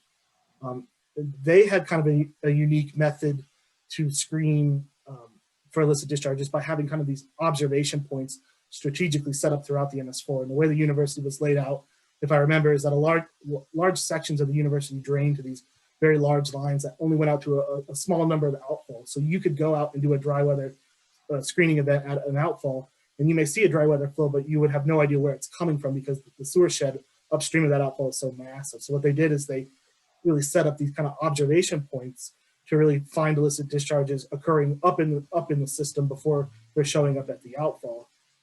And so they wanted to show us one of these observation points during the inspection, and we went out and they popped one, and sure enough, there was a dry weather flow, and it definitely was illicit. It was dirty, and there was suds in it, and you know, I kind of looked up and looked at the university staff, kind of expecting to see that look of dread, like, oh my God, what did EPA just uncover? But it wasn't. They were pumped that we had found the dry weather flow, and we shifted our inspection focus to allow them to show us their process, and we went with them, and you know, they really traced that dry weather flow like an IDD canine. I mean, they were making phone calls, they were pulling up maps, we were going manhole by manhole, and we finally came up to the last manhole, and they popped it, and they knew right then exactly what building it was coming from. And so sure enough, we all get in the caravan of cars, and we come over the crest of the hill to this one university building, and sure enough, there's an individual who's power washing, you know, 100 totes of who knows what in the parking lot. And we come swarming in from all sides. You know, EPA is announcing themselves, Pennsylvania DEP is announcing themselves, the university's here, and this guy throws his hands up, and he is freaked out. And it was, you know, it was a lot. The poor guy really got, you know, bombarded from all sides. But it was really awesome to see an illicit discharge event really play out, and it really gave us confidence that, you know, the university, you know, has a good program, and that they were effectively tracing these dry weather flows to the source. So I just kind of wanted to share that. I'll just add on real quick. You know, the one thing that sticks out to me when I'm doing an inspection is a community that tells me they don't have illicit discharges, right? They happen in every community. So, you know, when when they say we don't have an illicit discharge, my first thought is like, all right, we're going to go find one today. And I'm yet to have that happen and not be able to find one. And that's not a bad thing. Having an illicit discharge isn't a bad thing. It's addressing them or not addressing them that is the bad thing. So it's okay to have. we have it as one of our Sure. bullets here. You know, it's really about, you know, identifying them quickly. And so as much as you can enable your municipal staff at all levels and all departments to, you know, trade or to detect these illicit discharges, your team as the MS4 program is going to have a much easier time responding to them in a timely manner. So this is something that we've been seeing out of Region 1. They've been kind of presenting on this for quite a few years now, and I felt it would be a disservice to those individuals up in the Boston office if I didn't at least bring it up, because it really is a best practice we've seen, and it really kind of shows the next level for IDD screening, especially in older communities where they're really using kind of human indicators in stormwater to identify potential cross connections and sewage discharges. So things like surfactants and caffeine and acetaminophen, they're sampling for those outfalls to identify, you know, where they need to target MS4 and CSO related inspections. But at the same time, they're also really pushing this on their MS4 permittees to use in their program, because if the city is seeing a high level of acetaminophen, way higher than we would see in a normal water quality sample, there's a good indication that some sort of sewage or human sewage is getting into the outfall. And so if you're interested in this, feel free to reach out to me. I can provide more information. Otherwise, reach out to your local EPA office. They can put you in contact with the folks at Region 1. But we really wanted to highlight that, you know, this is really working well up in New England. So, you know, continuing on, construction, post-construction, and really they all blend together, right? They're all built together, but construction, post-construction are very connected. And a lot of times we see good construction programs and less good post-construction programs. So we're going to spend some time talking about that, but we'd be remiss if we didn't talk about construction. You know, so Anthony and I really racked our brains on this, and you know, we're not going to sit here and talk about inspection checklists and good BMPs, you know, at a construction site. I think that's been pretty beat to death. But, you know, what's good, right? What are the best programs doing? So they're supporting their inspectors. They're enabling them in the field. And that gets back to my, you know, enforcement conversation, that they're trusting their inspectors to make good decisions in the field, and they're giving them tools to do that. You know, we're starting to see more third-party inspection programs around the city. Around the country, in cities, and that's great. And there's certainly great examples of that in Oahu. I saw it in Omaha, Nebraska this summer. As long as, you know, that allows the city to, it's not that the city gets to step away from inspections anymore, it's that they should be focusing their resources on the problem areas within the city, right? And to that note, you know your bad actors. And I think a really important piece that sometimes is lost on MS4 is communicating recalcitrant offenders to your state regulators. Because, you know, a lot of times I think MS4s are scared to say something because it means like, oh, we aren't able to implement our program successfully. But the reality is that if you have a recalcitrant developer, they're likely doing work in other communities as well. Other communities are probably dealing with them as well. And that's something that the state probably should be aware of and at least taking a look at. And to that note, you know, my other piece that I always say is you need to have clear expectations with your developer before work begins. Once the horse is out of the barn on a construction site, it's pretty much over. So getting ahead of it to some of the younger communities out there trying to figure out how to wrangle their development communities that have just been working for 30, 50 years without you guys having oversight over them. Getting in those pre-construction meetings, making sure that their plans are sound, they're aware of stormwater requirements, that they're going to implement them is important. Moving on to post-construction, something very near and dear to my heart. I could talk about this for the whole 50 minutes. There's so much about post-construction we could talk about. And again, we really racked our heads about, you know, what we wanted to highlight here. We're kind of running short on time, so I'm going to kind of move through it a little quicker than I wanted to, but really good programs, really maturing programs, view the post-construction as a cornerstone of the entire MS4 program. If you think about development, you know, it turns over maybe every 50 to 80 years. When it does occur, it's really your one bite at the apple to really get something in the ground that's going to have tangible water quality impacts downstream. And, you know, it's as much about minimizing future impacts of stormwater discharges, but really minimizing the anthropologic impact of the area that's already been done by trying to really return to hydrologic conditions.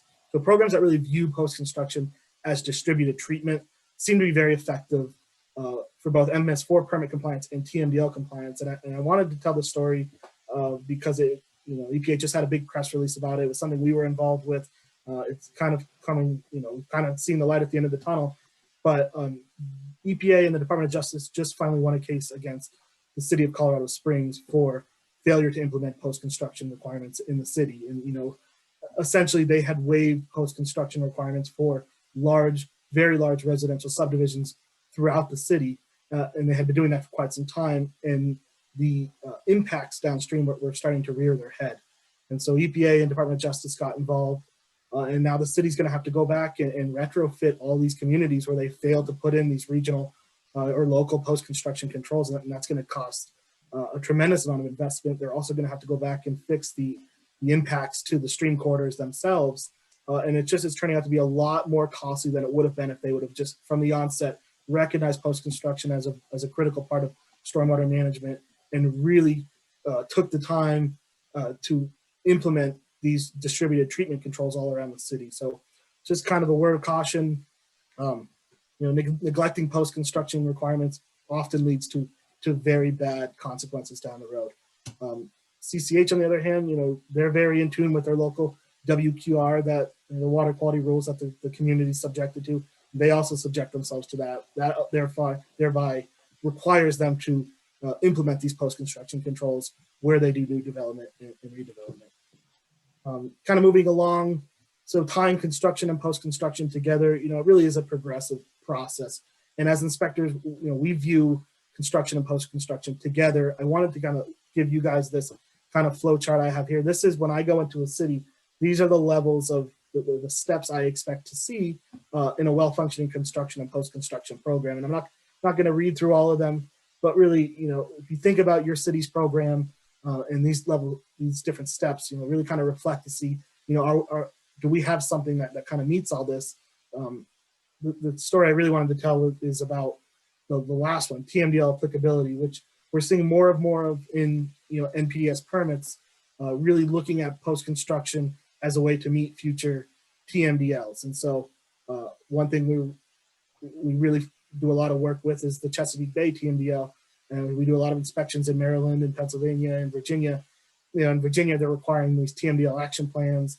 In Maryland, these watershed implementation plans, which are really guiding permittees on what they need to be thinking about, what they need to be putting in the ground now to achieve future reduction credits to meet the TMDL.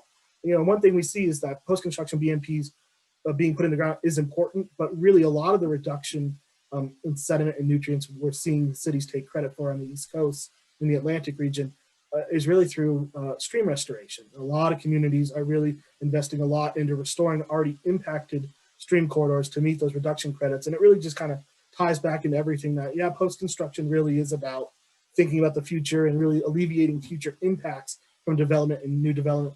But just as important is doing what can be done to mitigate the impacts of that's already been done to your local receiving waters. That seems to be influencing where TMDLs are going today. So moving quickly again, you know, we're going to jump into pollution prevention.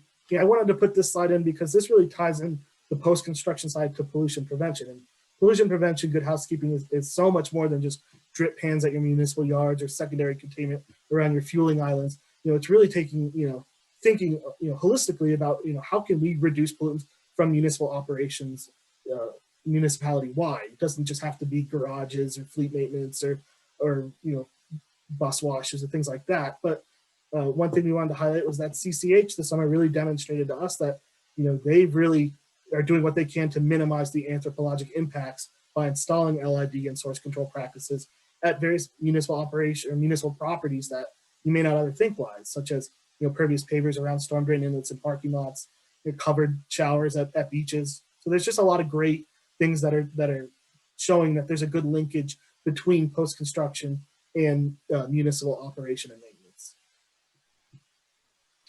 Yeah, so talking, you know, good things, pollution prevention side, kind of wrapping things up here, but the trends we're seeing across the country is that, you know, a struggle to maintain, you know, heavy equipment operators, staff, and just staff in general, right? Staffing is a challenge for everybody.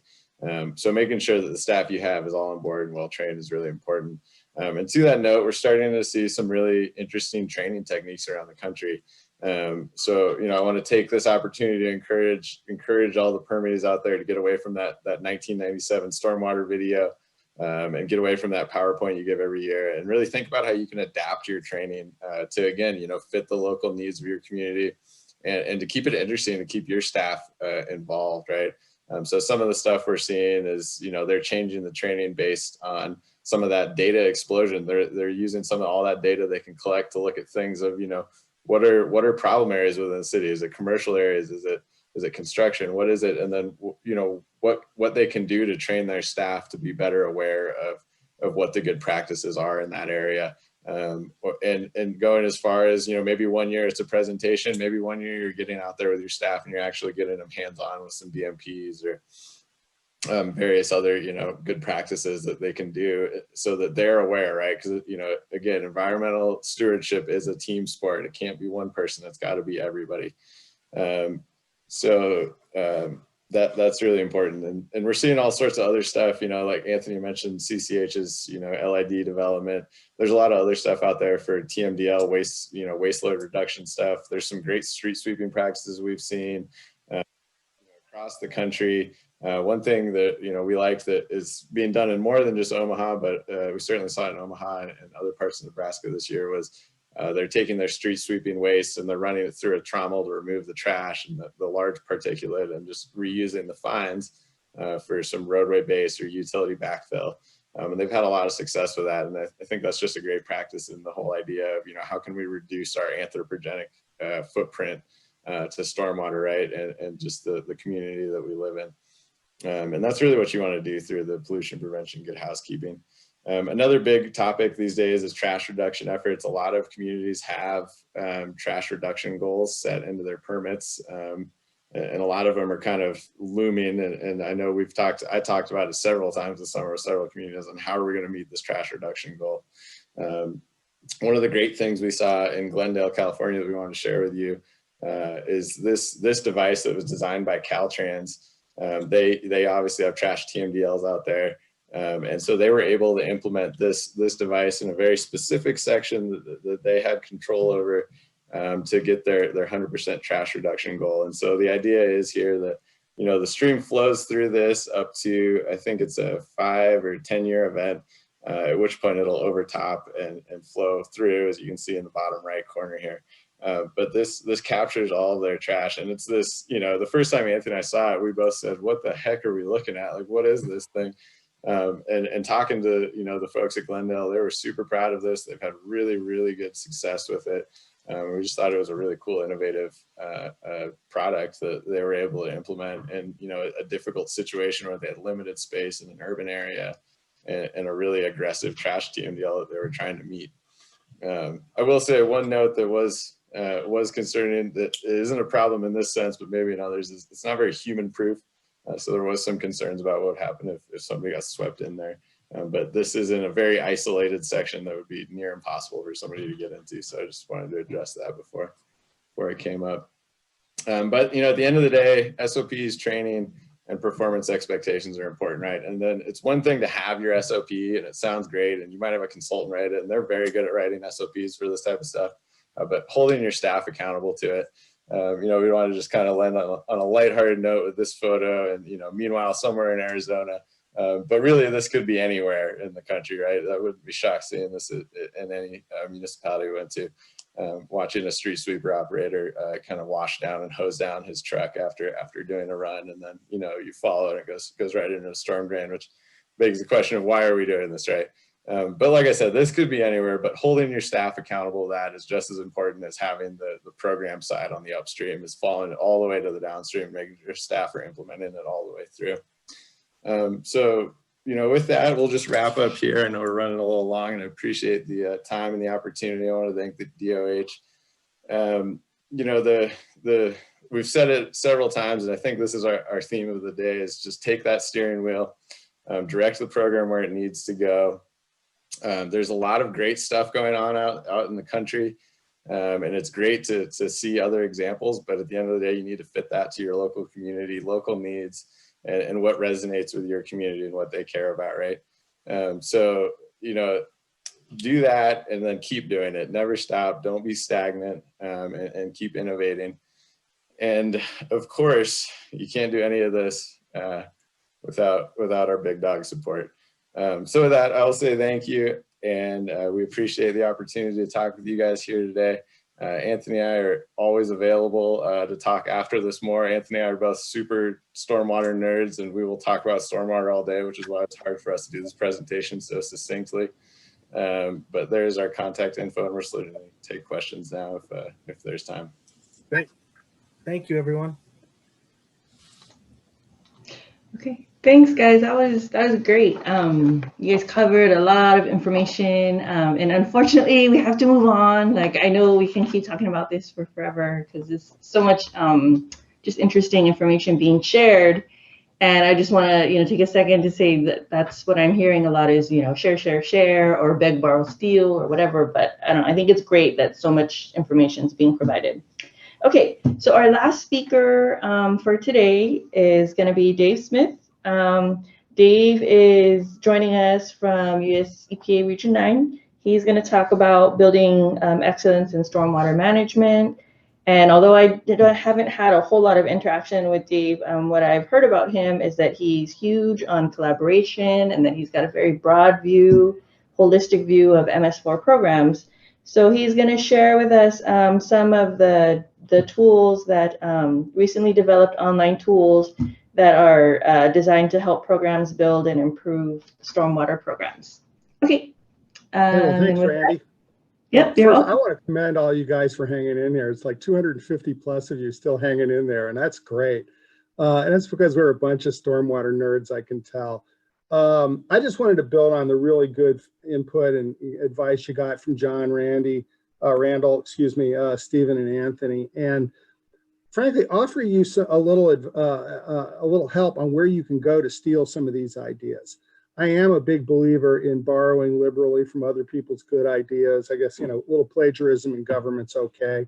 And so I'm going to talk a little bit about one place you can go to get more detailed information and resources about, some of these areas to pursue some of these ideas, that have been mentioned. And then I'll hopefully leave you with some inspirational words to take you to lunchtime. One thing, big shout out to PG Environmental. I worked really closely with them and with our colleagues at the National Municipal Stormwater Alliance to develop some tools to try to help stormwater programs get better at what they do. And I don't care whether you started last year or you started 30 years ago. There's always challenges in dealing with stormwater and building stormwater programs and making them go. I think that stormwater management is the highest return, hardest to accomplish area of water quality management. And that's why I'm really psyched to work on stormwater.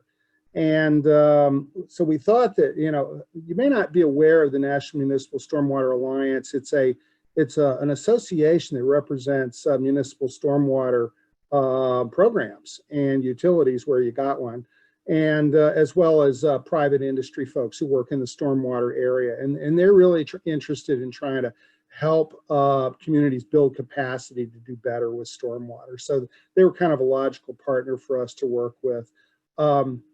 We recently were able to develop some online tools that are housed at the NAMSA website, and the link is there. If you just Google NAMSA and MS4 resource, I think it comes up, but it's called this Building Excellence in Stormwater Management, basically online toolbox. And it includes a bunch of strategies, examples, resources, links to more detailed resources, things like that get into some of these areas that are really hard in building stormwater programs and are so critical to their success around, funding, short and long-term planning, operations and asset management, communications and outreach to the public and to decision makers, and all of these different tools to try to developing stormwater management approaches that really help with water quality. A lot of questions came in today about asset management and how do you build an asset management system. You'll find a section under the operations section of this toolbox that really gets into some details about how to build an asset management system. What are some of the questions you should ask in thinking about which tool you're going to pick for that job? And so hopefully some of those tools and resources are useful to you. So I encourage you to check it out. We in NAMSA are looking for feedback on this. This is a dynamic thing. We're already working on adding some new material to it, but we're really big believers in trying to share successes from elsewhere. And so this is lays a base to do that. And if y'all think this kind of toolbox online approach is useful, we'd love to hear about it, and hopefully it's useful to you. And this is just a screenshot of the front page of that. And I know the type's a little small here, but you'll see down the bottom, there's different categories, including one just on sort of the basics of an MS4 program, a lot about some of those thematic areas that I talked about earlier. And if you can follow this pretty simply, it's pretty intuitive, and hopefully it's something you find useful. But I wanted to pivot to something that, Randall talked about this a little bit, and, a number of people made the point that you need to have a touchstone in your program that goes beyond compliance with the permit. Absolutely, I'm into having you comply with your permits. It's really important to EPA. But, your neighbor down the street, your city council member, some of these other folks may be a little less motivated about your compliance concerns as why they should spend money and energy to do better with stormwater management. And we all know this is part of the problem, that when we're doing a good job with stormwater management, nobody notices it. It's only when we screw up that we see, flooding, or, a big water quality problem, or something happens bad with that water that wasn't efficiently whisked away from your front yard. And I wanted to highlight that in Hawaii and elsewhere, there is really an emerging interest in embracing stormwater as a resource and thinking about how we manage stormwater so that we can use it as the water itself as an asset that's valuable in our communities and that can be used for a lot of different purposes.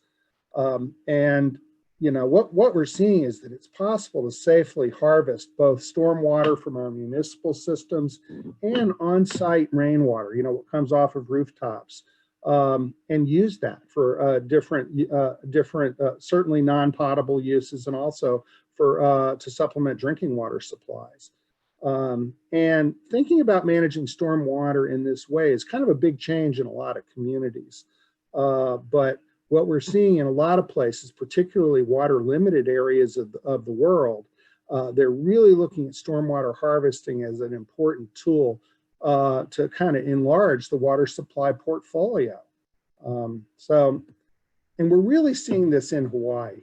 Those of you who are really paying attention probably saw that Randall included the document that's on this slide in his presentation. I didn't know he was going to do that, but I'm glad he did. There's increasing recognition in Hawaii and in many Pacific islands that while we may seem pretty wet, we may seem pretty rich in water, we're actually in a lot of trouble in the future. And, in Hawaii, we're certainly looking at future water supply deficits that are significant. And, led by some support from the Hawaii Community Foundation and some other key local leaders, they were able to come together and develop the Freshwater Council's 2016 Blueprint for Action. And this identifies a really progressive strategy for how to meet Hawaii's future water supply needs better, and just recognizing this is coming whether we plan for it or not. And we better get moving on this, because this is something that will be with us within our lifetimes, at least, most of us, I hope. And you'll see here, stormwater capture and use is a big part of that strategy. And this is just a screenshot from that plan, which kind of identifies the importance of certainly water conservation. Let's reduce how much we use. Let's be efficient with what we use. Let's reuse treated wastewater as well from industrial and municipal wastewater systems. But really importantly, this plan calls for providing about 30% or filling about 30% of the future water deficit through stormwater capture and recharge. And I think it's really worth thinking about in our MS4 programs, what can we do to help bring this about? Our infrastructure doesn't change overnight, and we can only do so much through new development, redevelopment, and things like that. And so, I urge you to be thinking a little bit about what can we do to try to take advantage of this opportunity, given that it's a pretty long lead time and a different kind of investment in stormwater management to capture stormwater, to recharge it safely. We don't want to recharge the pollutants along with the stormwater necessarily, and put it in places where we can recover it, pump it back out and use it, put it into surface uses immediately, those kinds of things. So I think this is it. Now's the time for us to be thinking about what this might look like. And I just wanted to let you know that the federal government has a lot of different agencies that work on water and water management. And we've tried to join together in the last couple of years to really focus on what we can do to kind of build capacity to pursue water reuse, stormwater capture, things like that. And so I wanted to highlight that the federal agencies joined together with dozens of state and local agencies and organizations to develop this National Water Reuse Action Plan that was released in February. Feels like about 10 years ago. It was right before COVID times hit, but, and there's a link there that you can see it. But what you'll see in this plan is there's 37 different actions that we are now implementing to basically build state and local capacity to do things like capturing and using stormwater from our centralized systems, figuring out how we, addressing some of the technical, funding, regulatory issues involved in doing that. Looking at how we capture and safely use rainwater from buildings and how we improve the practice of that where it's an opportunity. Certainly looking a lot at different types of wastewater recycling. And I would say overall, trying to help people pursue a more integrated concept of water management where we think about all this water together in some cases and maybe get away from having all these single purpose water programs and utilities the way we do now, and thinking about how we can work across our different water programs to kind of reinforce each other's efforts and get the most value from the water. And so I just wanted to give a quick advertisement that plan is out there. It's very dynamic. We're already in the process of developing some new actions. We've made a lot of progress in implementing actions already. And I know I'm very involved in leading a couple of the actions that are particularly focused on building understanding and capacity around stormwater capture and use. So look, I understand it's a lot to take on an MS4 program, and it's a lot to build one from scratch or to take it through these steps in its evolution, kind of like Anthony and Stephen were talking about. But we really think that in a lot of communities, thinking about stormwater capture for use is going to become a more important motivator for how we plan our long-term stormwater programs. So with that, I'm just going to stop my little preaching, and I hope a couple of these resources are helpful to you. We are really interested in hearing from any of you about what kinds of support or guidance would be helpful, as you go forward to try to realize, the most use of your stormwater resources and to help you tackle some of these really tough challenges in building your programs and making them even more excellent. So with that, I'll turn it back over to you, Matt, and thanks to everybody. Thanks, Dave. All of that stuff is just really great stuff. And I think it keeps kind of pushing this narrative that there is this higher order view. And as much as you got to take the programs from just the beginning and comply with your permits, it's really resource protection. And once we kind of all get that, a lot of the barriers go down. I know we're up against the end of the time, and I really do want to thank everybody for participating. I am going to ask if you're willing to stay on for a couple more minutes. There was a question that I'd like to answer, and then there's a best practice from the regulator side that I'd really like to share. So first off, the best practice, first off, the question. There was a question earlier during the Maui presentation that reflected kind of one of the bigger Supreme Court questions that had come, and it has to do about the court case is the Lahaina injection well case, where wastewater is injected as under a permit into groundwater, then the groundwater surfaces, not too much further, and whether that should be an NPDES regulated issue or not. Officially, the department is considering all the information put forward, especially after the Supreme Court's ruling. But I kind of wanted to share just my own personal experience with this, and especially kind of it really given where we are as a country right now, it feels like, at least to me. Doing enforcement work for 15 years, I found that the courts aren't there to resolve priorities. The court's there really to resolve disputes. And I think a lot of the disputes that we've ever come to, and in my experience in the environmental field, is not disputes of something concrete. It's often disputes of the hypothetical and abstractions. If this, then what would happen? And what does that mean for everything? Whenever we actually had encountered a problem that was real, and the parties actually see that they're trying to solve a problem and not some hypothetical, not an abstraction, we all share the same value, actually. We care about sustainability economically. We care about the ocean and the streams. And, I get accused of being very Hawaii-centric and Hawaii insular because I love the state and I love Hawaii.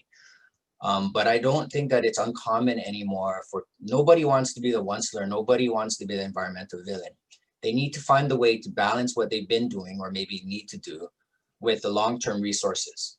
And when we start talking in more the concretes and about from a position of what we agree on, that we want to protect the resource and we want to find balance for the community, then solutions come forward. When we look at everything through the lens of litigation, it becomes a binary issue. You're for or you're against. And no solution comes from that. All problems that we're dealing with right now are a little bit more complicated, quite a bit more nuanced. And so I know that's not a super great answer, but we're in such a binary cancel culture. You're either for or against. It's not like that. The courts can help resolve disputes, but most disputes get there because there's a lack of understanding of what we're actually trying to accomplish. And maybe John and I, we talked about that in the beginning. Us trying to front load what they're actually trying to do. Definitely Randall and our programs have worked together and have found common interest in a long time. It's taken a while. But I just wanted to kind of highlight that thinking, The last thing I want to end with, though, is a best practice for those of us in regulation. We have spent so many years only writing reports on all the bad practices. Findings to us mean findings of violation. We're finally seeing the evolution, at least in Hawaii, of all the programs surpassing minimum compliance points. Rando's talk about, moving away from compliance language and really looking at it as a utility. So when we audited recently, and you've heard John kind of talk about this a little bit, we started doing something a little bit different. With the blessings of my management, we started including in reports exceptional practices that we find ourselves talking about during the inspection, but would never otherwise have been written in the report because it wasn't a violation. And so we literally put gold stars next to those elements in the reports so that the agencies know, the permittees know what they're doing that is really good and noteworthy. Our attorneys warn us that it might weaken our cases if we ever want to take a violation and a enforcement action against them. And our management has agreed that's a risk we're willing to take, because if they're doing that, we should consider all of those things before we act in an enforcement capacity. We should be acting in a compliance and supportive capacity because they're already demonstrating commitment to comply and beyond. So as an extension of that, and these guys don't know about it, in your director's office for Maui County and for City and County of Honolulu, it should be a letter written by our director, sent under certified mail, because that's how we serve things. And it's a letter recognizing excellence, and not just excellence in your program, but to specific individuals, because like you keep hearing today, it's people. These are the people whom we identified as the guys that walk out of meetings with extra work. the guys that are caring a little bit more about the program than just their job. And the guys and gals, and gender neutral as much as I can be, the guys who are making it work. And it doesn't reflect everybody. And we know that there's consultants and we know that there's teams, but we just wanted to take the opportunity to actually formally recognize certain individuals, starting with Rando Wakamoto. Nicer versions of the certificates with our director's signature are sitting in your director's office. Russell Leong.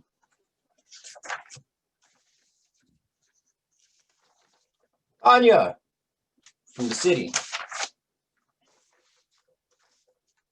Christine. Thomas, we didn't forget you. And I see Don Kimura also on our attendance list. We've talked a lot about GIS and the importance of asset management systems. John Nolan. And of course, construction. Mike Ewan. From, you guys all know him, you talked today, but John Smith from the County of Maui.